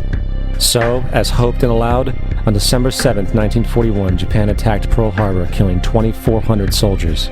Before Pearl Harbor, 83% of the American public wanted nothing to do with the war. After Pearl Harbor, 1 million men volunteered for the war. It is important to note, Nazi Germany's war effort was largely supported by two organizations, one of which was called IG Farben. IG Farben produced 84% of Germany's explosives, and even the Zyklon B used in the concentration camps to kill millions. One of the unspoken partners of IG Farben was J.D. Rockefeller's Standard Oil Company in America. In fact, the German Air Force could not operate without a special additive patented by Rockefeller's Standard Oil. The drastic bombing of London by Nazi Germany, for example, was made possible by a $20 million sale of fuel to IG Farben by the Rockefeller Standard Oil Company. This is just one small point on the topic of how American business funded both sides of World War II. One other treasonous organization worth mentioning is the Union Banking Corporation of New York City. Not only did it finance numerous aspects of Hitler's rise to power, along with actual materials during the war, it was also a Nazi money laundering bank, which was eventually exposed for having millions of dollars of Nazi money in its vaults. The Union Banking Corporation of New York was eventually seized for violations of the Trading with the Enemy Act. Guess who the director and vice president of the Union Bank was? Prescott Bush, our current president's grandfather, and of course our former president's father. Keep that in mind when considering the moral and political dispositions of the Bush family. Vietnam. The United States' official declaration of war on North Vietnam in 1964 came after an alleged incident involving 2 U.S. destroyers being attacked by North Vietnamese PT boats in the Gulf of Tonkin. This was known as the Gulf of Tonkin incident. This single situation was the catalytic pretext for massive troop deployment and full-fledged warfare. One problem, however, the attack on the U.S. destroyers by Vietnamese PT boats never happened. It was a completely staged event to have an excuse to enter the war. Former Secretary of Defense Robert McNamara stated years later that the Gulf of Tonkin incident was a mistake, while many other insiders and officers have come forward, relaying that it was a contrived farce, a complete lie. Once in the war, it was business as usual. In October 1966, President Lyndon Johnson lifted trading restrictions on the Soviet bloc, knowing full well that the Soviets were providing upwards of 80% of North Vietnam's war supplies. Consequently, Rockefeller interests financed factories in the Soviet Union, which the Soviets used to manufacture military equipment and send it to North Vietnam.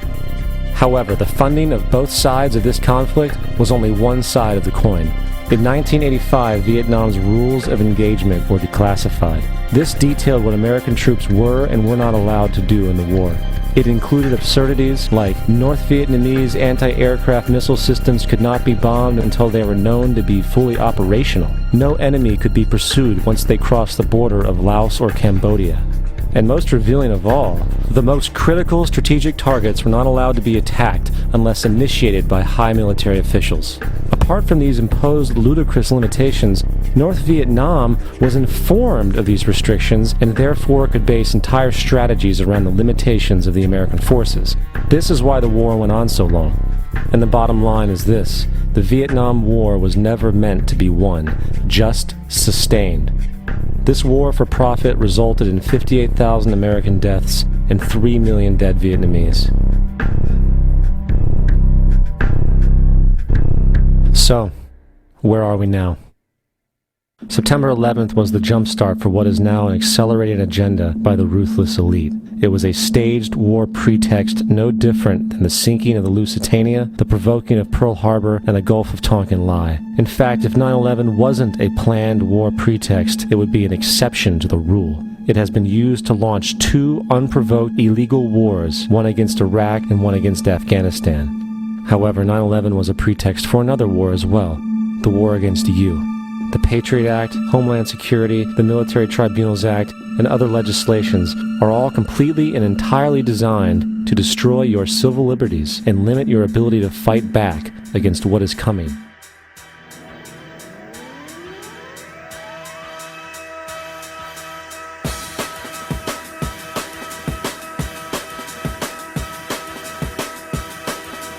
September 11th, September 11th, September 11th, September 11th, September 11th, September 11th, September 11th, September 11th, September 11th, September 11th, September 11th, September 11th. September 11th. September 11th. September the 11th. September the 11th. Evil killers, Taliban, Al-Qaeda, Osama bin Laden. War and danger.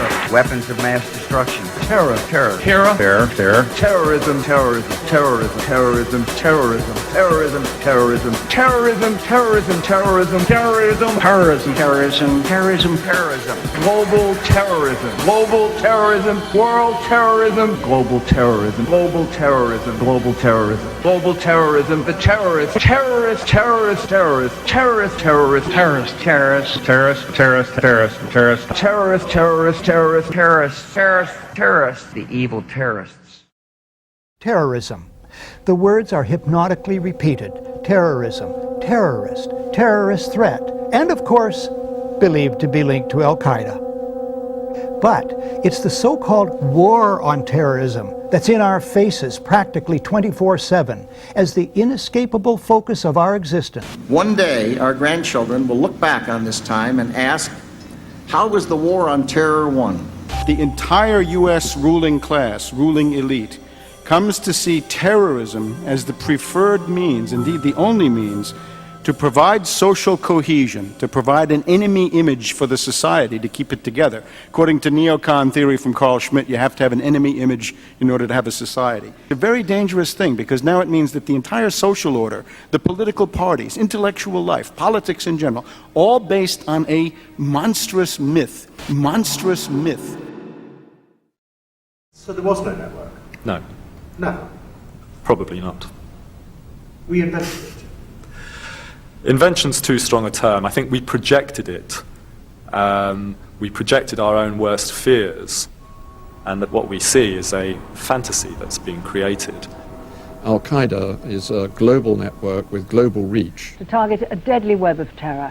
The idea, which is critical to the FBI's prosecution, that bin Laden ran a coherent organisation with operatives and cells all around the world, of which you could be a member, is a myth. There is no Al-Qaeda organisation. There is no international network with a leader, with cadres who will unquestioningly obey orders, with tentacles that stretch out to sleeper cells in America, in Africa, in Europe. That idea of a coherent, structured terrorist network with an organised capability simply does not exist.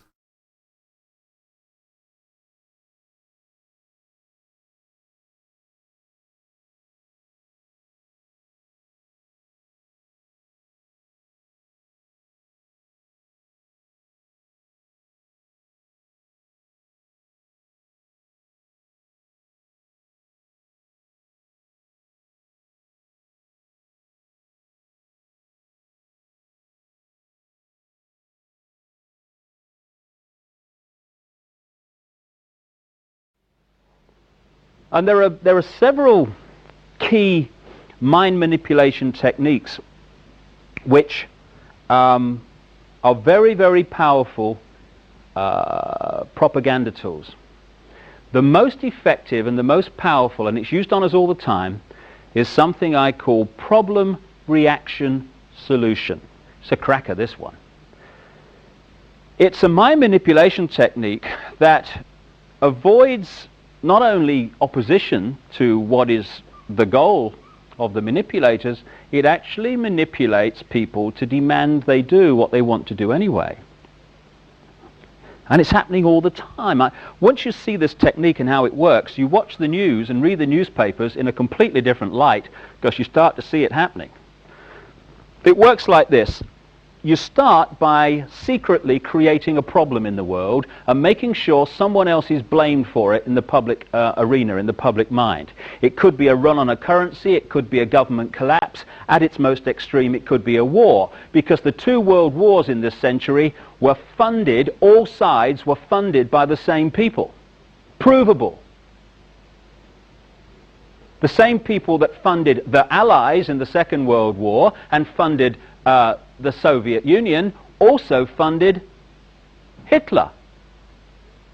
Why would they do that? Why would someone want to fund all sides in a war? What is good is a war? Well, first of all, on one level, it makes vast amounts of money if you're lending money to all sides and you're also selling them lots of arms and all that stuff. But the fundamental reason for a war is to change the nature of post-war society. And what we saw in the First World War and the Second World War were massive global examples of problem, reaction, solution, which work like this. The problem's created secretly. You then use the media, which isn't difficult, to wind up public opinion in relation to your manufactured problem to the point where public opinion utters the classic words, something must be done, this can't go on, which is always followed by, give my power away, what are they going to do about it? And at that point, those who created the problem and got someone else to be blamed for it wound up that public reaction, then openly in the public arena, in the parliaments of the world, in the newspapers and on the television, offer the solutions to the problems they have created. And in doing so, they get vast numbers of people to demand what they want to do anyway. For instance, if you want more cameras in the streets, crikey, they're going up all over the place in Britain. If you want more cameras in the streets, you want a more armed police force, you want more authoritarian laws, greater erosions of freedom, and you want the public to demand you do it, then get the public frightened of crime. Either let society break down so there is more crime, or emphasize crime to be worse than it really is in some areas. Get people frightened, and the first thing people do when they're in fear about something is they look for someone out there to protect them from what they're frightened of. So, get people frightened that they're going to be burgled, get people frightened they're going to be mugged in the street, and they'll demand you take the freedoms away. They'll demand cameras in the streets and more authoritarian laws. Yeah, there is a war on freedom. And we're being told over and over and over again that we need to support George Bush and we have to support the war in Iraq and we have to support this war on terror and we have to support all these laws that are coming by because, of course, they're all here to protect us. And yet when you look at things like the Patriot Act, this allows the FBI or any law enforcement agency to utilize what they call sneak and peek. They can go into your house when you're not home, and they can go through all of your stuff and without your ever knowing about it. How is this protecting your rights? That's just one example where we get to think we're free. You know, on the patriotic holidays, we all break out our flags and we wave them around and we sing patriotic songs like I'm proud to be American, where I get to think I'm free. We have a program known as Echelon, where they listen to every telephone call, every email, record every fax here in the United States. And all of this is done by computers. All of these messages are kept indefinitely on computer disks. What the American people must understand is that the massive amounts of money we're spending on defense is not to protect America, but ultimately to be used to control the American population as we move from freedom to fascism. Currently in the United States, unannounced to most brainwashed Americans, your home can be searched without a warrant, without you being home. You can in turn be arrested with no charges revealed to you, detained indefinitely with no access to a lawyer, and legally tortured, all under the suspicion that you might be a terrorist. If you need a painted picture of what is happening in this country, let's recognize how history repeats itself. In February 1933, Hitler staged a false flag attack, burning down his own German parliament building, the Reichstag, and blamed it on communist terrorists. Within the next few weeks, he passed the Enabling Act, which completely eradicated the German Constitution, destroying people's liberties. He then led a series of preemptive wars, all justified to the German people as necessary to maintaining homeland security.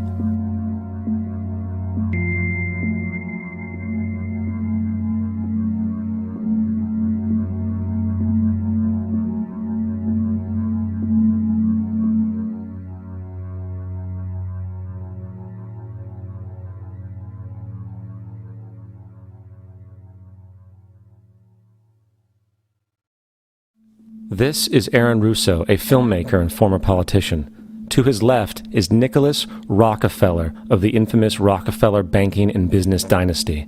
After maintaining a close friendship with Nicholas Rockefeller, Aaron eventually ended the relationship, appalled by what he had learned about the Rockefellers and their ambitions. I got a call one day from an attorney woman I knew, and she said, "Would you like to meet one of the Rockefellers?" I said, "Sure, I'd love to." And we became friends, and he began to divulge a lot of things to me. So he said to me one night, he said that there's going to be an event there, and out of that event, you're going to see, we're going to go into Afghanistan, so we can run pipelines from the Caspian Sea. We're going to go into Iraq to take the oil and establish a base in the Middle East, and we're going to go into Venezuela and try and get rid of Chavez. And the first two they've accomplished. Chavez they didn't accomplish. And he said you're going to see guys going into caves looking for looking for people that they're never going to find. You know, he was laughing about the fact that you have this war on terror. There's no real enemy. He's talking about how by having this war on terror, you can never win it because it's an eternal war, and so you can always keep taking people's liberties away. And I said, how are you going to convince people that this war is real? He said, but the media can convince everybody it's real. I mean, you know, it's just that you keep talking about things, you keep saying it over and over and over again, and eventually people believe it. You know, you created the Federal Reserve in 1913 through lies. You create 9/11, which is another lie.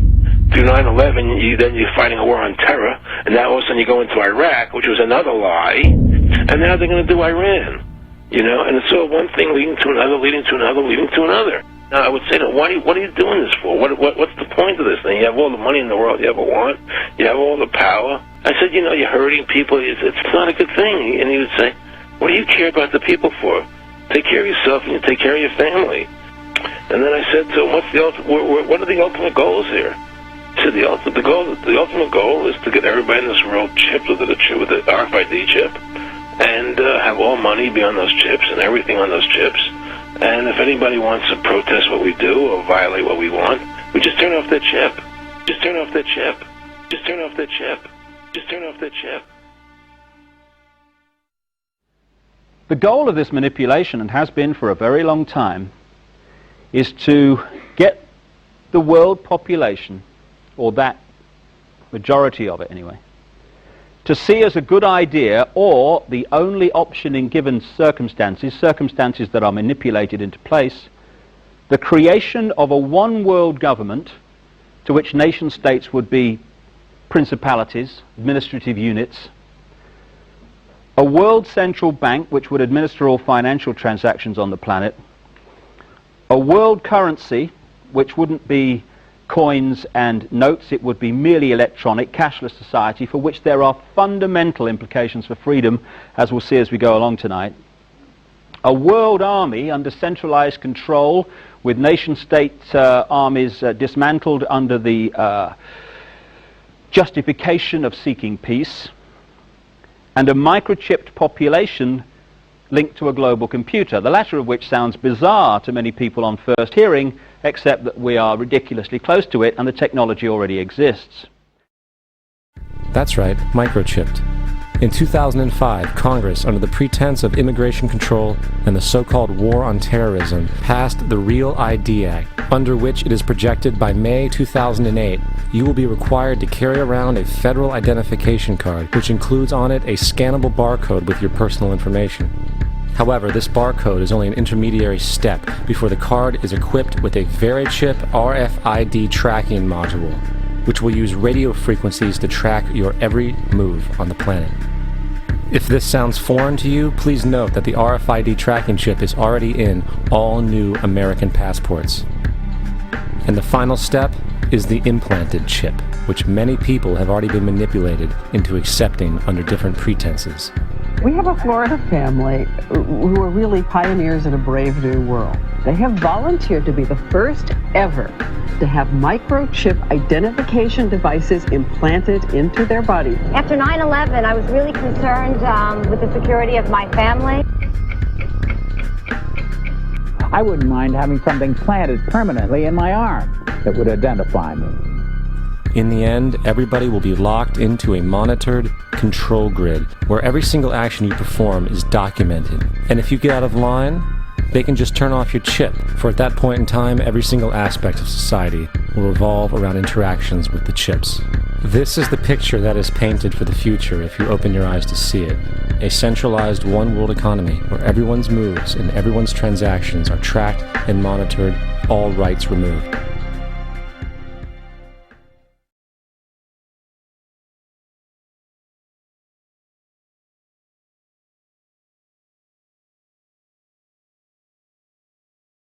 Something has to change, though. They have to find a better way to identify the bad guys, or the rest of us are going to stay home and watch the world go by on television.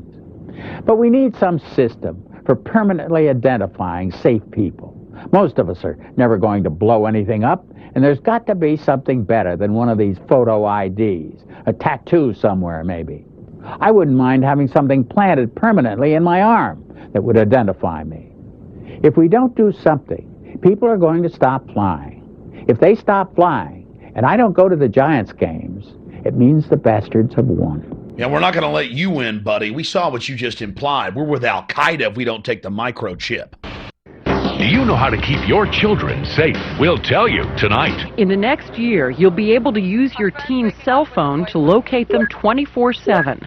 Younger children will get a small global positioning device hidden in their wristwatch or backpack. And just around the next high-tech corner, an electronic chip like this that can be implanted under your kid's skin. Let's say children in your community start wearing wristwatches with GPS devices in them. Can't that only be a good thing for the community if it keeps children safe? I would love that. I mean, what's a parent's fear? I think it's a parent's obligation to ensure that their children have a chance to mature, to grow, to realize their potential. And if it means it's Big Brother, so be it. You got to do what you got to do to keep your kids safe. Civil libertarians, eat your hearts out. Civil libertarians, eat your hearts out. All right, we got the Van Dams, we got this little girl Elizabeth Smart, we got this girl in Pennsylvania, we got Samantha Runyon, we got this other little girl, one after another, after another, after another, after another. And the parents around America saying, we can't even allow our kids to play in the front yard. Is there anything, technologically speaking, that they can do that could help in a situation like a kidnapping? Is there, for example, a microchip, a watch, a tracking device we can use for our kids? We are working on a product that we have called internally a PLD. PLD stands for Personal Locating Device, which is an implantable GPS for which our company owns a patent and can be implanted surgically in the clavicle area of a child or someone that you are interested in tracking. It is the first implantable microchip for humans that has multiple security, financial, and healthcare applications. One thing I would just suggest, I'm just an outside, soon-to-be investor. I love this idea, by the way, Scott. I think this is great. Thank you, Sean. Put it in earrings, put it in a cross, make it smaller, maybe not implantable, and I think let parents choose. It's not the government, so I like it. But we're currently working on those applications.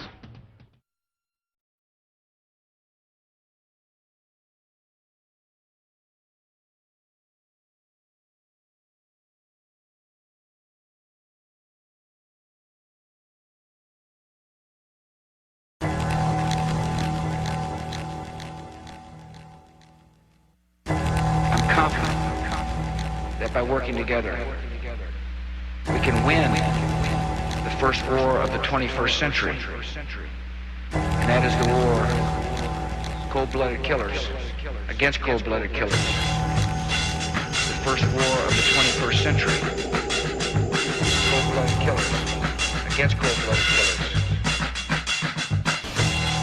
The human mind is like a computer.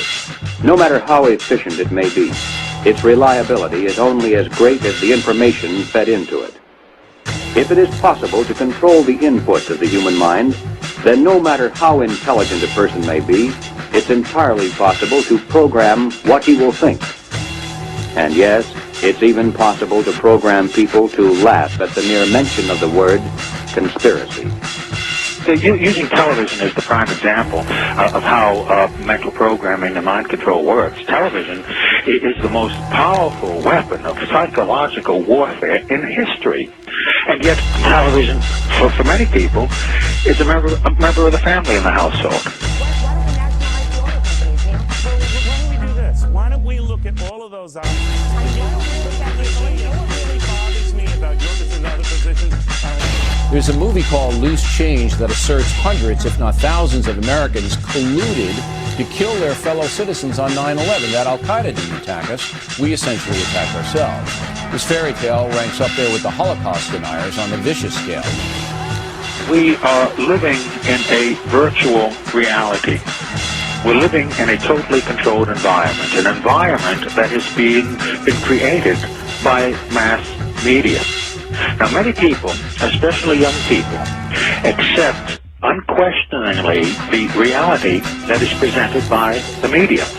Popular culture, movies, television, music, carry messages about how society works and how people should behave. the ultimate control is to control people without their conscious awareness. Again, television is a prime example. Think back to whenever you have observed young children or older adults sitting, watching television. They have this glassy-eyed, vacant look in their eyes because they are in a trance state, in a hypnotic state of mind. Now, as Charlie Sheen ranting like a lunatic about the September 11th attacks, now word comes that Sheen will be narrating a new film about 9/11 conspiracy theories. Joining us now, nationally syndicated radio talk show host Mike. They do not want you to think too much.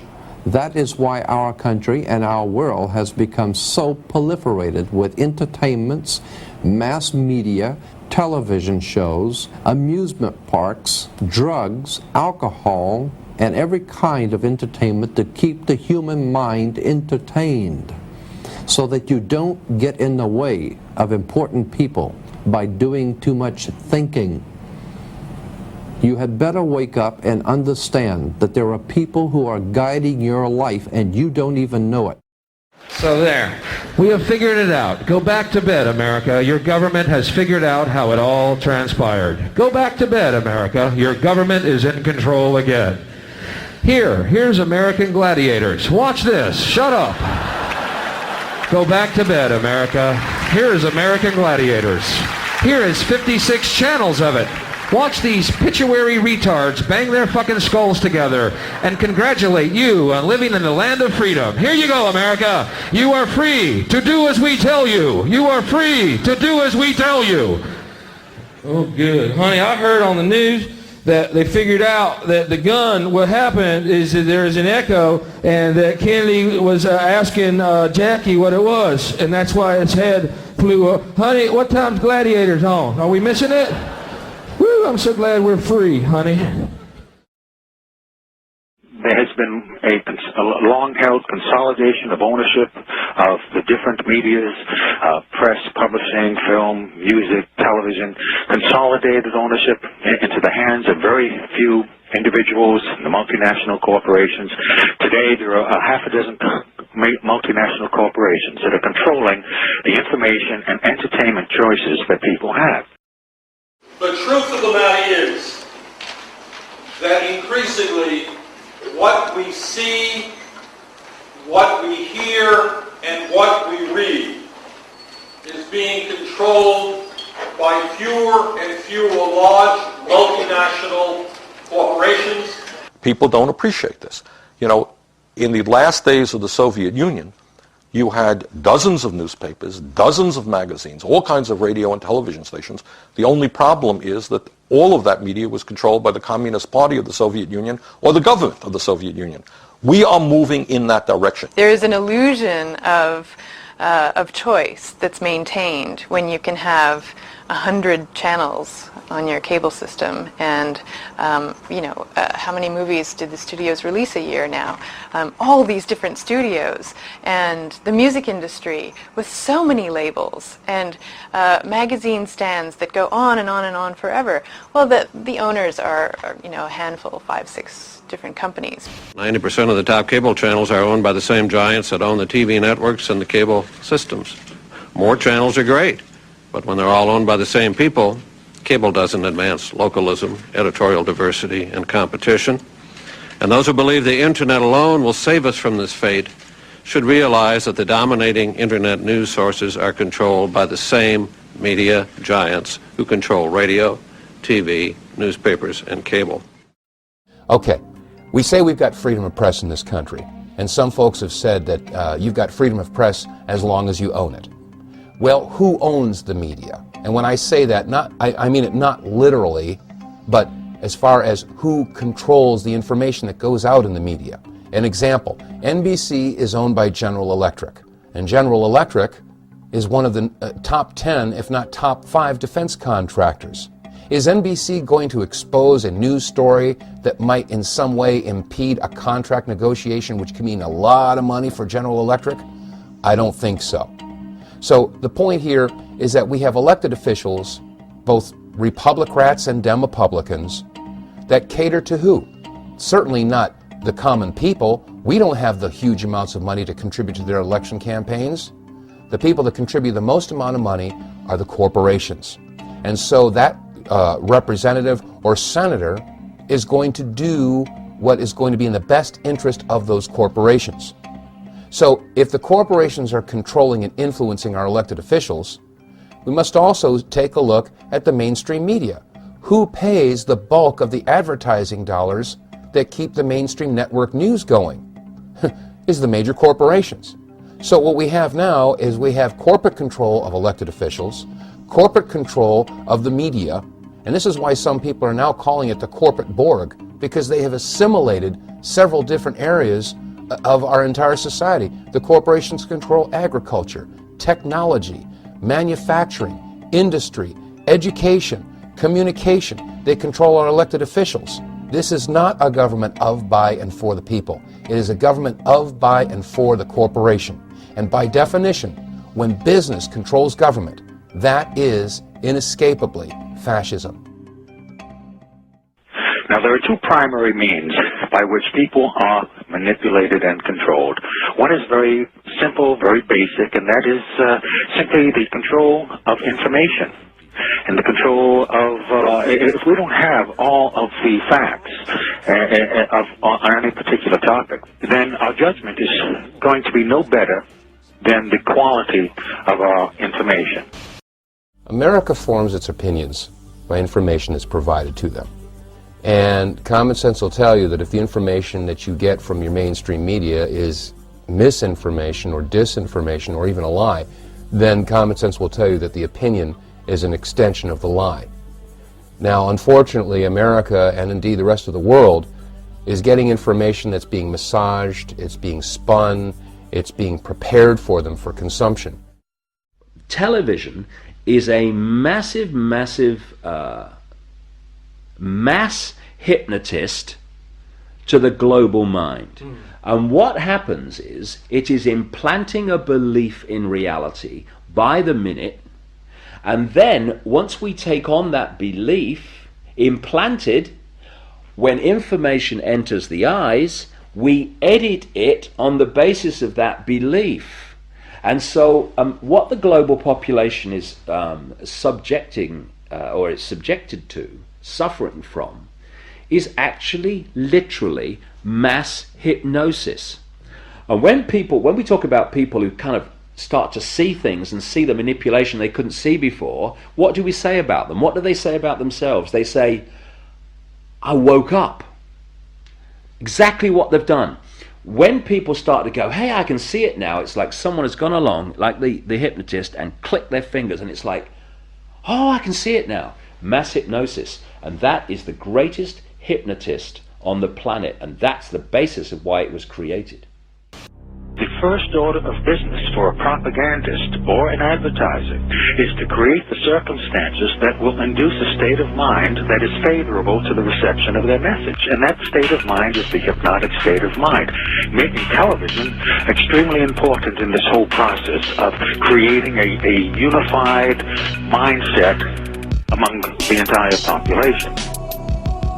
Have you ever bought something and then later on wondered, why did you buy it? Well, that's a common everyday illustration of being triggered to make a purchase based on a conditioned response that has been built into us to have a preference for a particular product.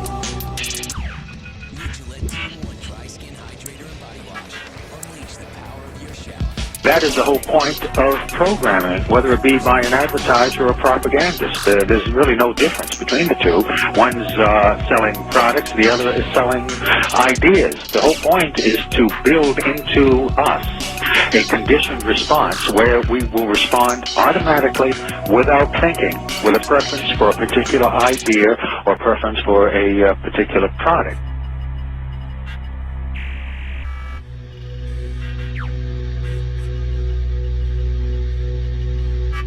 If you think about it, whenever you hear news broadcasters speak, you realize that their speech pattern is similar to the pattern speech of a hypnotist.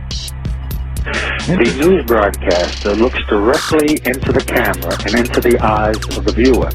another hypnotic technique.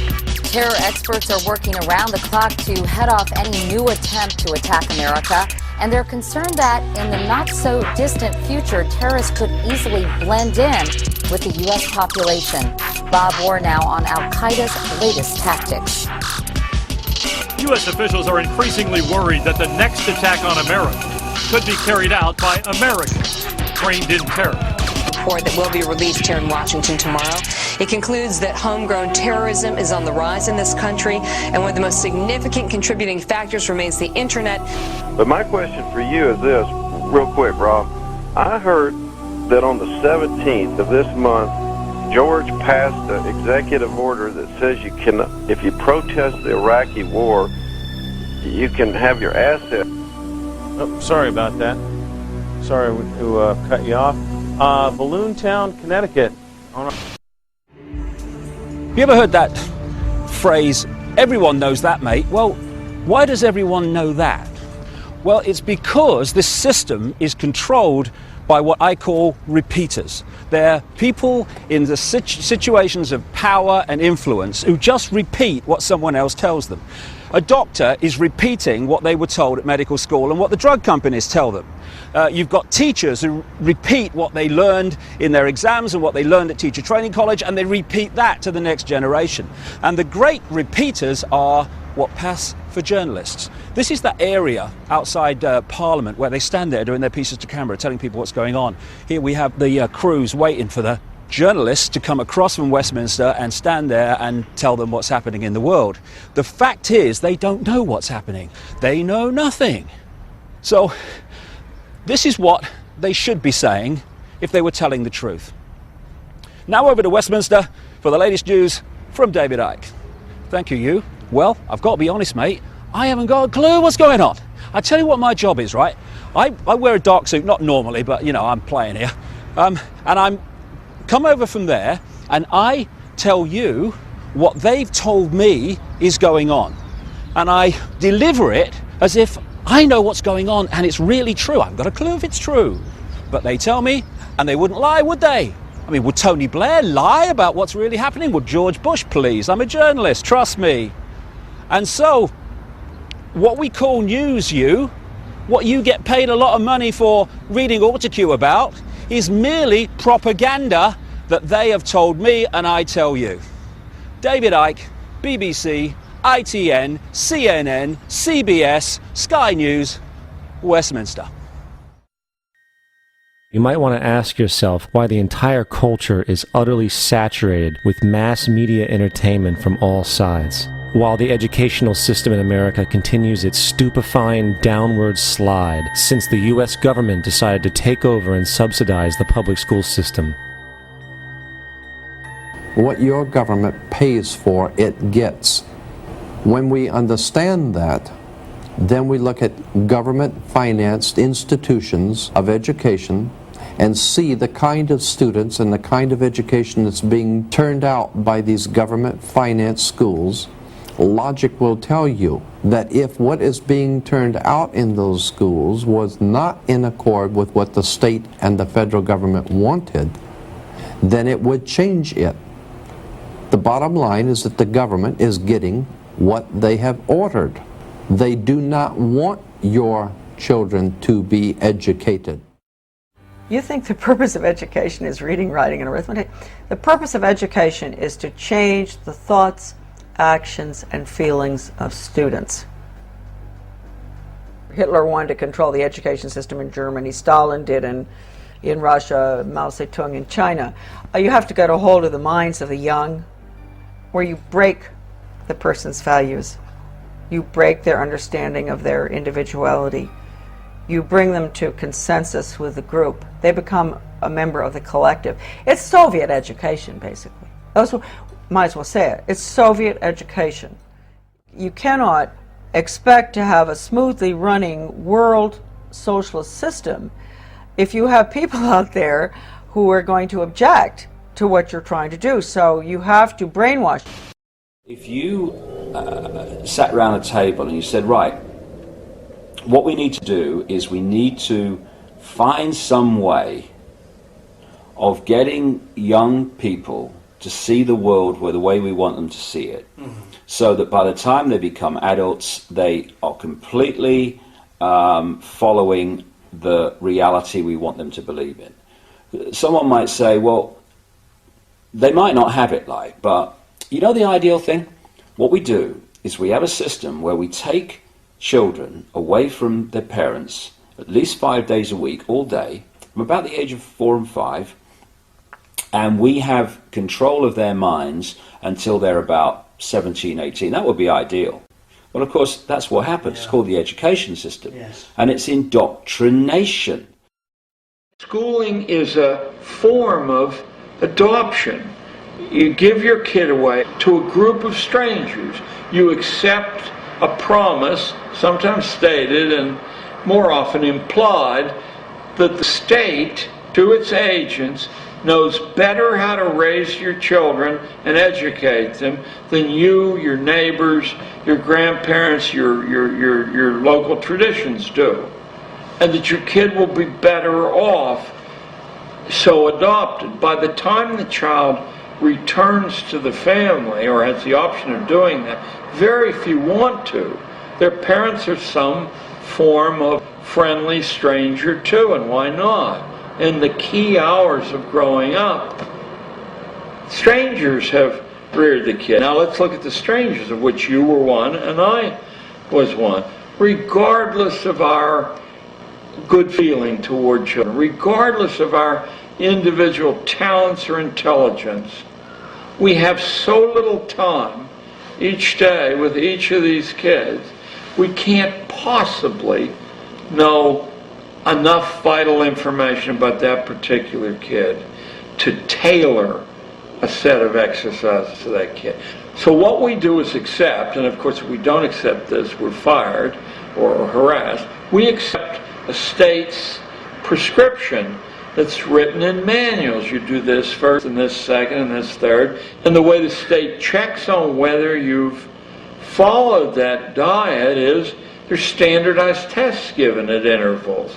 If your kids do badly, it does not mean that they're bad readers or anything else. It means that they haven't been obedient to the drills the state set down, and they're marked for further treatment later on, or they're marked to be excluded from responsible jobs. Perhaps some ways by being excluded from the colleges that lead to responsible jobs, in other ways from the licenses that lead to responsible jobs. This was all worked out. It didn't evolve by a lot of rational people saying, we'll take this, this, and this from the past, then the next generation will take this, this, and this. This was set down largely in a handful of places.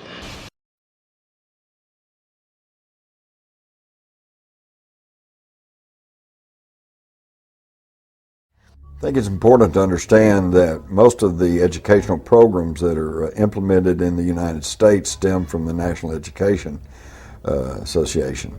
And the NEA was actually founded by John D. Rockefeller. And John D. Rockefeller, I think, voiced the beliefs of this ruling elite that wants to try to homogenize our education system when he was quoted as saying, I don't want a nation of thinkers, I want a nation of workers.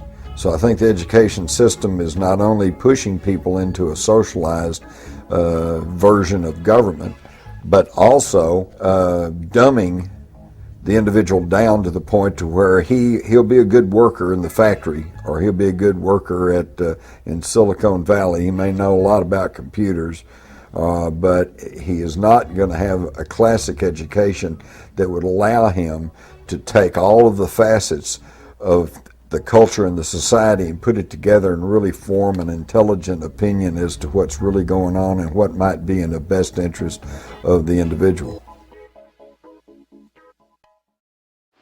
Now let's shift to the basis of your question, which is Rockefeller and Carnegie and J.P. Morgan.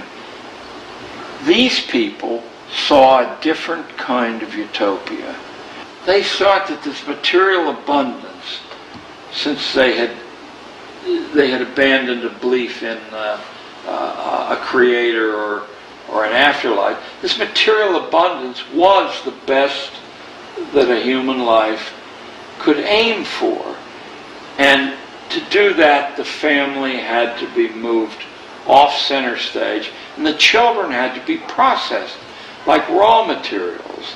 These are the people who saw to it with their influence that when legislation that was wildly radical based on any past model was proposed, that the right legislators would vote that legislation through. They saw to it that money was available to build these vast piles of brick and stone and to drain children out of the community by the force of law, mind you, because they don't teach the way children learn, nor can they teach the way children learn. That's not what they're set up to do. They're set up to produce a predictable, homogeneous, safe product. They're set up to sort people into occupational categories, roughly consonant with what the current economy demands.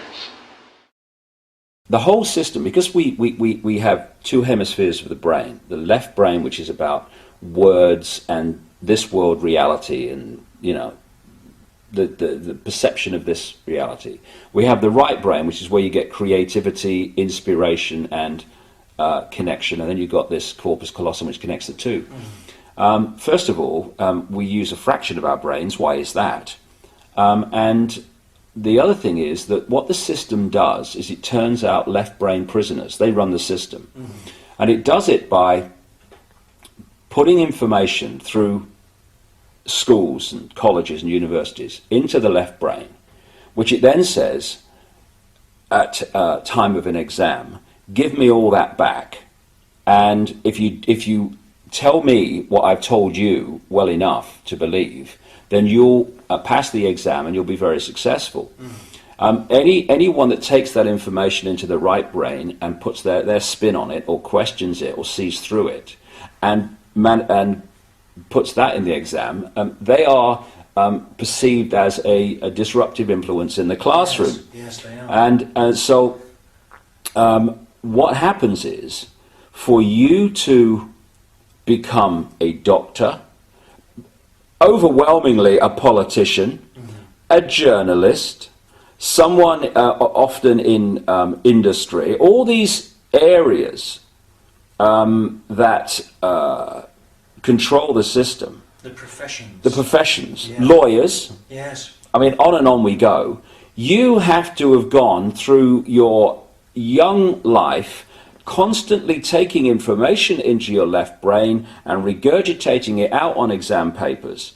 To become a teacher, you have to go through that process. Then you go through teacher training college, where you're taught how to do it to others, and then you're let loose on the children. Yes. The whole system is run by left brain prisoners. And if you look at the school system, things like music and art that stimulate this side of the brain, the uniqueness, they are constantly cut back in favor of left brain curriculums. And this is systematic. I have to get this over to people. This is not systematic at the level of, you know, people who administer it into reality. It is coldly calculated in the shadowy areas where these concepts first come from. Yeah. And they know what they're doing.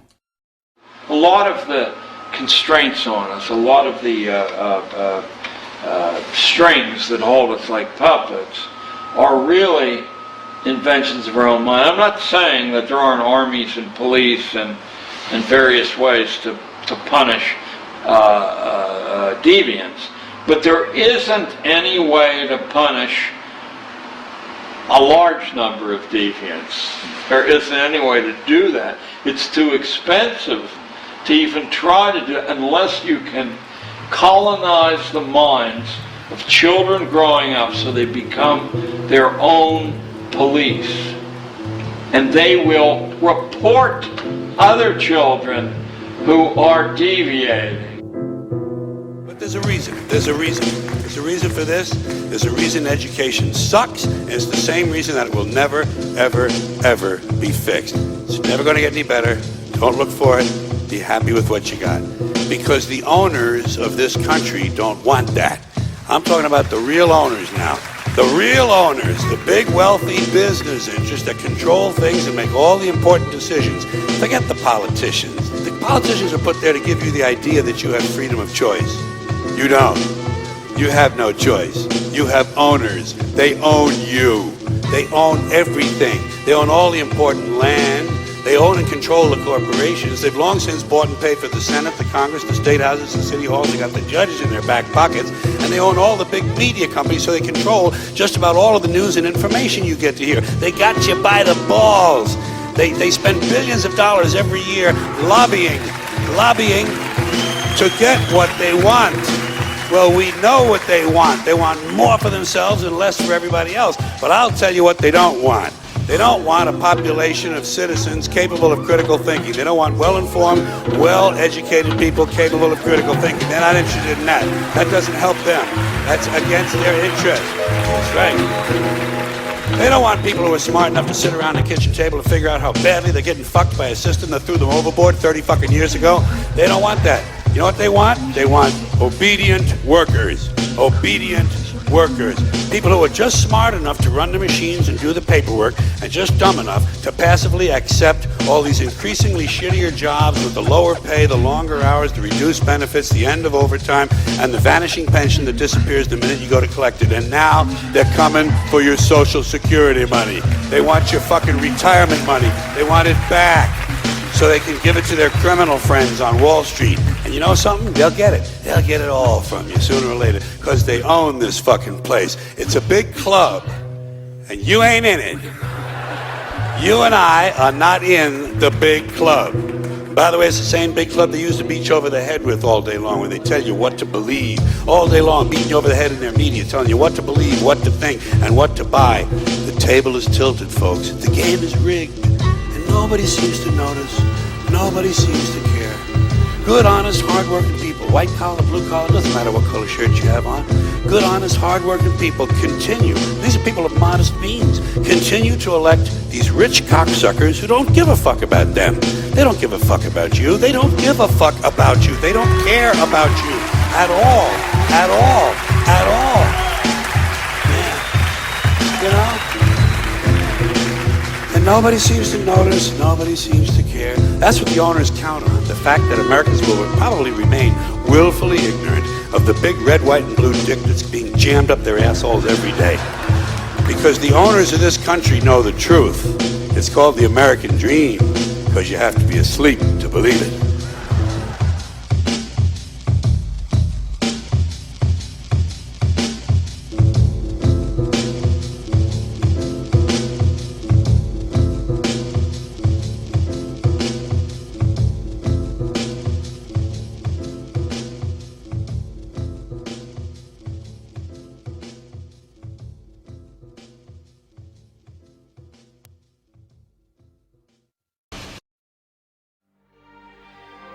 Did Hitler get elected on Monday and start throwing people into ovens on Friday?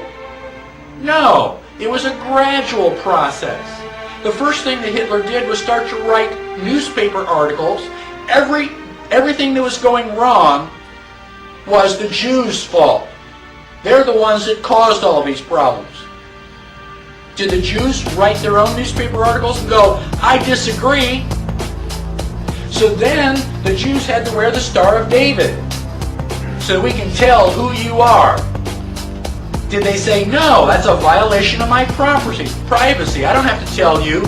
No, the Jews decided, well, it's a religious symbol. We love God. We should be proud to wear the Star of David.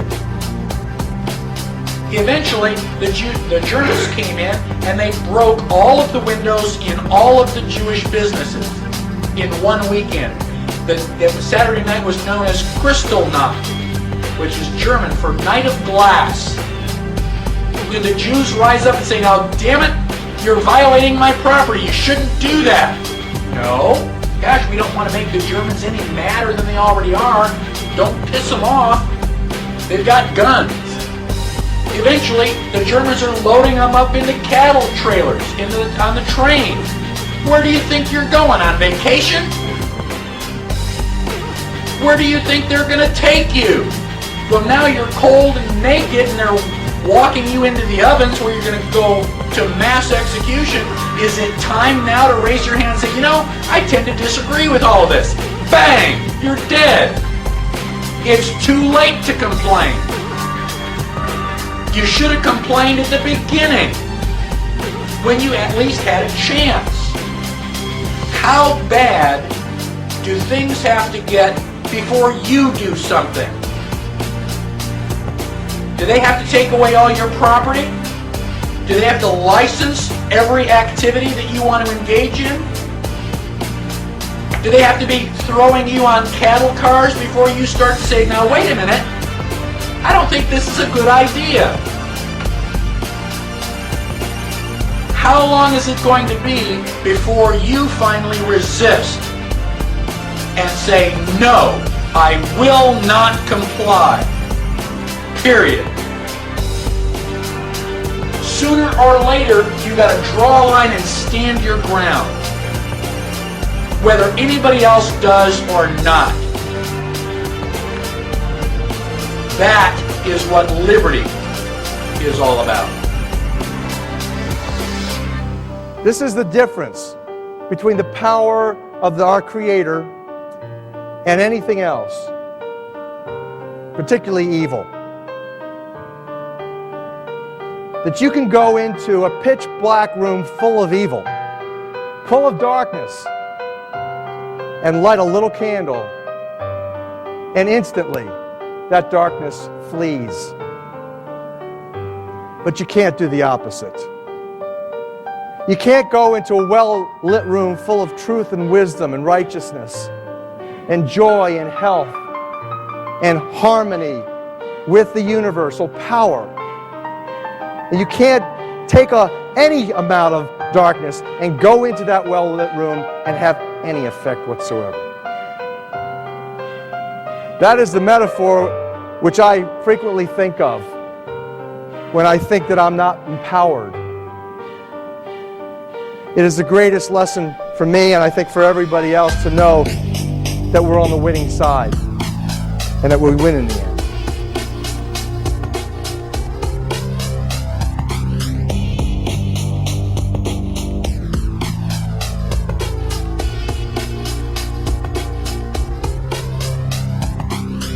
You are not our queens. You are not our kings. You are not our gods. We do not belong to you. We are not your slaves. We stand as free humans and stood from the beginning of time against the strong men, against the thugs, against the bullies. We will defeat your world government. We will defeat world taxation. We will defeat your control grid. You like being a puppet, sir? Do you like being a puppet for the New World Order? Oh, stop. Hey, you gonna talk about 60,000 people? You gonna talk about 60,000 people? We don't want to hear this nonsense. How do the American people know that 9/11 was a stage, was engineered by you, David Rockefeller, the Trilateral Commission, the CFR, and Bilderberg Group, sir? How do you know it was a stage? Okay. It's a question. Answer my question. You're a CFR scum. You are CFR New World Order scum. You and David Rockefeller will never have a New World Order. 9/11 was an inside job, and Brzezinski is responsible for it. 9/11 is an inside job. You are responsible for Brzezinski. You will never get a New World Order. Never. National sovereignty will prevail. The New World Order is going down, sir. You can laugh. Wake up, people. Wake up. Research the New World Order. This is important. Look it up. Investigate it. How did you let this happen? Wake up out there. You know, it's your children. Don't you care? Look what these people are doing to you. The world is like a ride at an amusement park, and when you choose to go on it, you think it's real, because that's how powerful our minds are. And the ride goes up and down and round and round. It has thrills and chills, and it's very brightly colored, and it's very loud, and it's fun for a while. Some people have been on the ride for a long time, and they begin to question, is this real, or is this just a ride? And other people have remembered, and they come back to us, and they say, hey, don't worry, don't be afraid, ever, because This is just a ride. And we kill those people. Shut him up. We have a lot invested in this ride. Shut him up. Look at my furrows of worry. Look at my big bank account and my family. This has to be real. It's just a ride. But we always kill those good guys who try and tell us that. You ever notice that? And let the demons run amok? But it doesn't matter because it's just a ride. And we can change it anytime we want. It's only a choice. No effort, no work, no job, no savings of money. A choice right now between fear and love. The eyes of fear, once you put bigger locks on your door, buy guns, close yourself off. The eyes of love, instead, see all of us as one. Here's what we can do to change the world right now to a better ride. Take all that money we spend on weapons and defense each year and instead spend it feeding, clothing, and educating the poor of the world, which it would many times over, not one human being excluded, and we can explore space together, both inner and outer, forever in peace. Thank you very much. You've been great. I hope you enjoyed it. London, you're fantastic. Thank you. Thank you very much. Sisters and brothers, we have surely lost our way.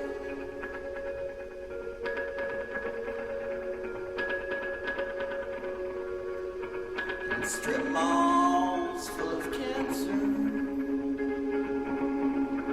and a pathetic rain.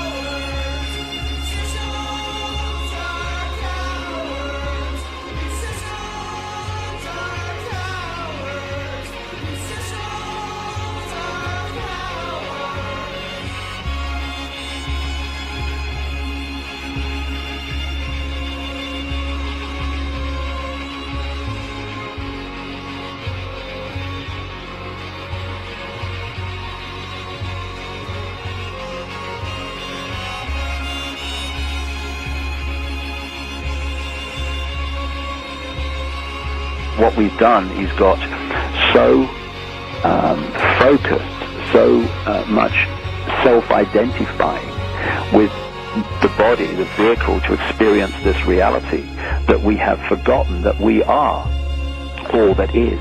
We are an expression of that, if you like, God, that infinite consciousness. And when we lose that understanding that we are that infinite consciousness, that's when we get into trouble, because we start identifying with the small instead of the all. And that's when we get into the little game mentality that leads to conflict and war and I'm right and you're wrong and all this stupidity and this race and that race. It's all so stupid, and it's losing this understanding that we are this infinite consciousness and identifying with the little mentality of the body vehicle.